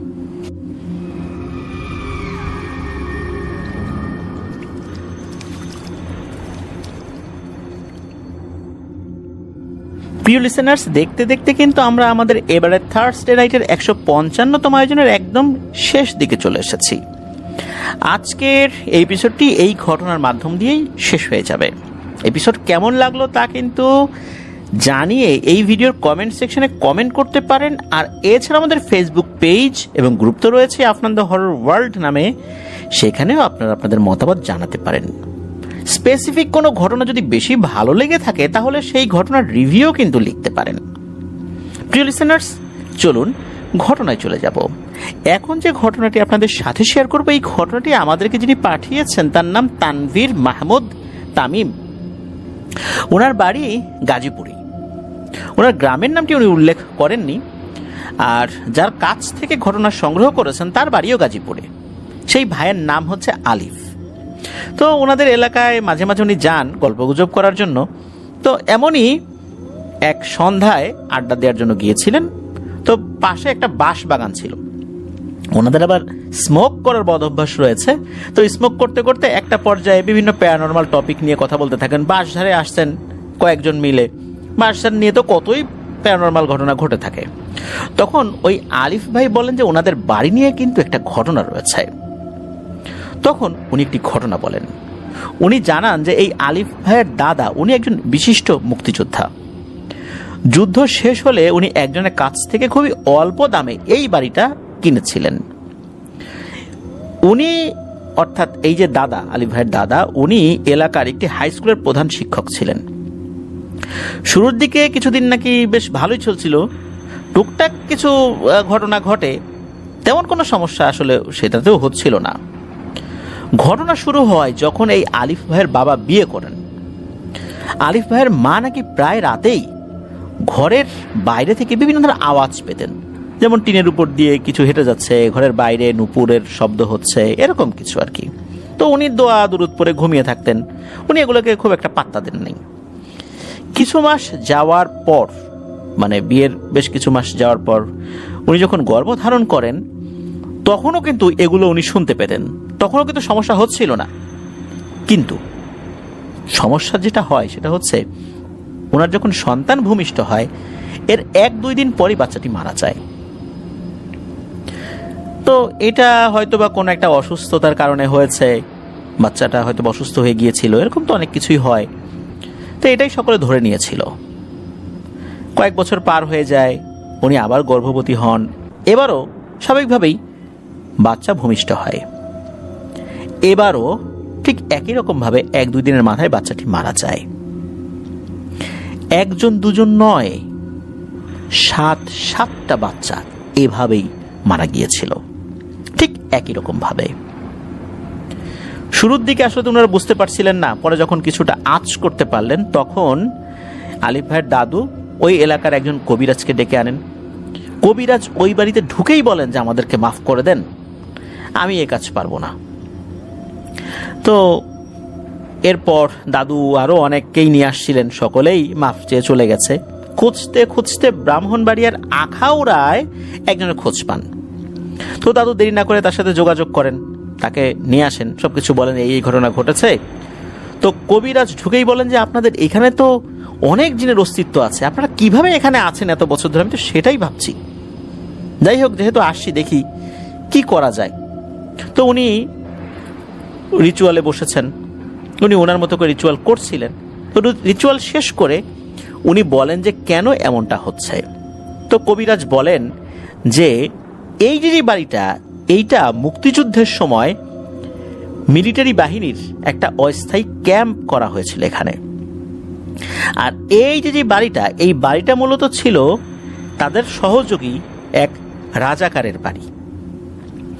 এখানে আশপাশ থেকে বিভিন্ন গ্রাম থেকে মুক্তিযোদ্ধাদেরকে ধরে এনে নির্মম নির্যাতন করা হতো।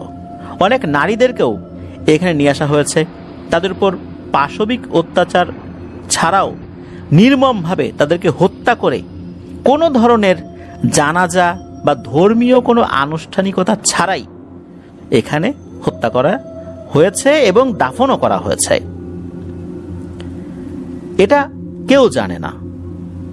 এমনভাবে দাফন করা হয়েছে, মাটিটা অনেক গভীর করে খোঁড়া হতো, যার কারণে পরবর্তীতে যে কোনো শেয়াল কুকুর লাশ টেনে তুলবে এটারও কোনো সুযোগ নেই। অনেক গভীর করে নাকি এটা খোঁড়া হতো। শুধু তাই না, অধিকাংশ ক্ষেত্রেই যাদেরকে হত্যা করা হবে তাদেরকে দিয়েই এই গভীর গর্ত নাকি খনন করা হতো।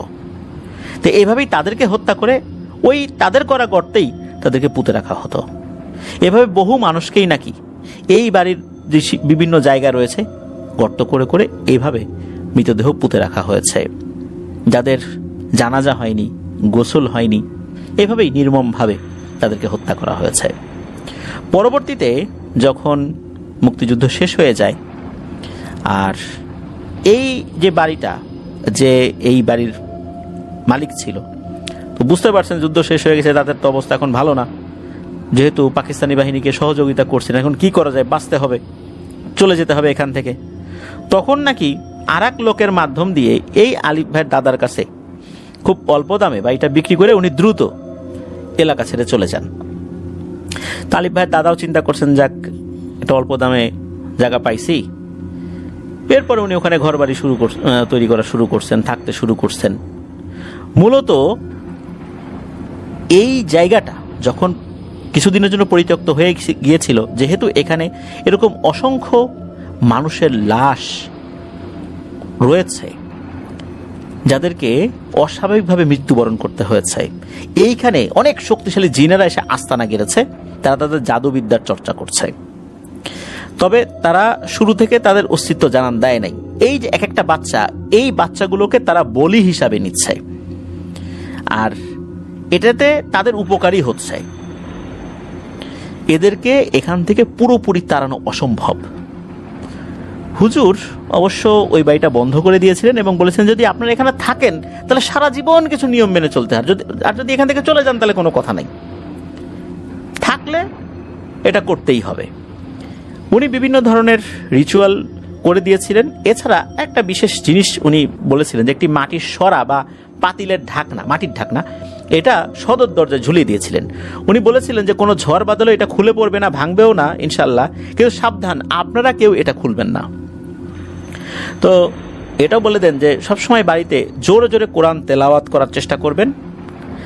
আর এই বাড়িতে একটি কাঁটাযুক্ত গাছ, মানে যেই গাছে কাঁটা থাকে এমন গাছ লাগিয়ে রাখতে হবে। ওই গাছ মারা যদি যায় সাথে সাথে আরেকটা গাছ লাগাতে হবে, বা একাধিক গাছ লাগিয়ে রাখতে হবে। কখনো আপনারা নিজে থেকে সেই গাছ কেটে ফেলবেন না। আর একটা সাইড দেখিয়ে দেন যে এই সাইড দিয়ে আপনারা খুব কম চলাচল করবেন, ইনশাল্লাহ সমস্যা হবে না। এরপর থেকে সমস্যা অনেকটাই কমে যায়। আর এরপর এই আলিফ ভাইয়ের আম্মু আবার যখন গর্ভধারণ করে এবং স্বাভাবিকভাবে সন্তান ভূমিষ্ঠ হয়, তখন এই আলিফ ভাইয়ের বড় ভাইয়ের জন্ম হয়, এরপরে আলিফ ভাইয়ের জন্ম হয়। প্রিয় লিসেনার্স, একবার ভাবুন যে কতটা নৃশংসভাবে আমাদের জাতির সূর্য সন্তানদেরকে হত্যা করা হয়েছিল, নারীদেরকে কিভাবে নির্যাতন করে কিভাবে হত্যা করা হয়েছিল। যাদেরকে হত্যা করা হবে তাদেরকে দিয়ে গর্ত খনন করে সেই গর্তে তাদেরকে দাফন করা হয়েছিল মেরে। এ যেন সেই দ্বিতীয় বিশ্বযুদ্ধের সময়কালে জাপানি বাহিনীর নৃশংসতা, জার্মান বাহিনীর নৃশংসতা, এগুলো আমাদেরকে মনে করিয়ে দিচ্ছে। এভাবে কিন্তু অনেকের ত্যাগের বিনিময়ে আমরা এই লাল সবুজের দেশ পেয়েছিলাম। স্বাধীনতার সংগ্রাম আসলে কখনোই শেষ হয় না, এটা একটা চলমান প্রক্রিয়া, দীর্ঘ সময় ধরে চলতে থাকে, শত শত বছর ধরে চলতে থাকে। স্বাধীনতাকে ধারণ করতে হয়, প্রজন্ম থেকে প্রজন্মে এটা স্থানান্তরিত হয় এবং প্রত্যেকটা প্রজন্মকেই সেটা আগলে রাখতে হয়। প্রিয় লিসেনার্স, আজকের এপিসোড এ পর্যন্তই ছিল। যারা ঘটনা পাঠিয়েছেন সকলকে অন্তরের অন্তঃস্থল থেকে ধন্যবাদ জানাচ্ছি। যারা ধৈর্য ধরে ঘটনা শুনলেন সকলকে ধন্যবাদ জানাচ্ছি। প্রিয় লিসেনার্স, আসছে শনিবার শনির রাতের আরও একটি এপিসোড শোনার আমন্ত্রণ জানিয়ে আজকের এপিসোড থেকে বিদায় নিচ্ছি। সবাই ভালো থাকবেন, সুস্থ থাকবেন, আমার জন্য দোয়া করবেন, আমার পরিবারের জন্য দোয়া করবেন, আপনাদের জন্য দোয়া রইল, আপনাদের পরিবারের প্রত্যেকের জন্য দোয়া রইল। মহান আল্লাহ সুবহানাহু ওয়া তাআলা আমাদেরকে ভালো রাখুন, সুস্থ রাখুন, নিরাপদে রাখুন, আফনান দহর ওয়ার্ল্ডের সাথে রাখুন। আসসালামু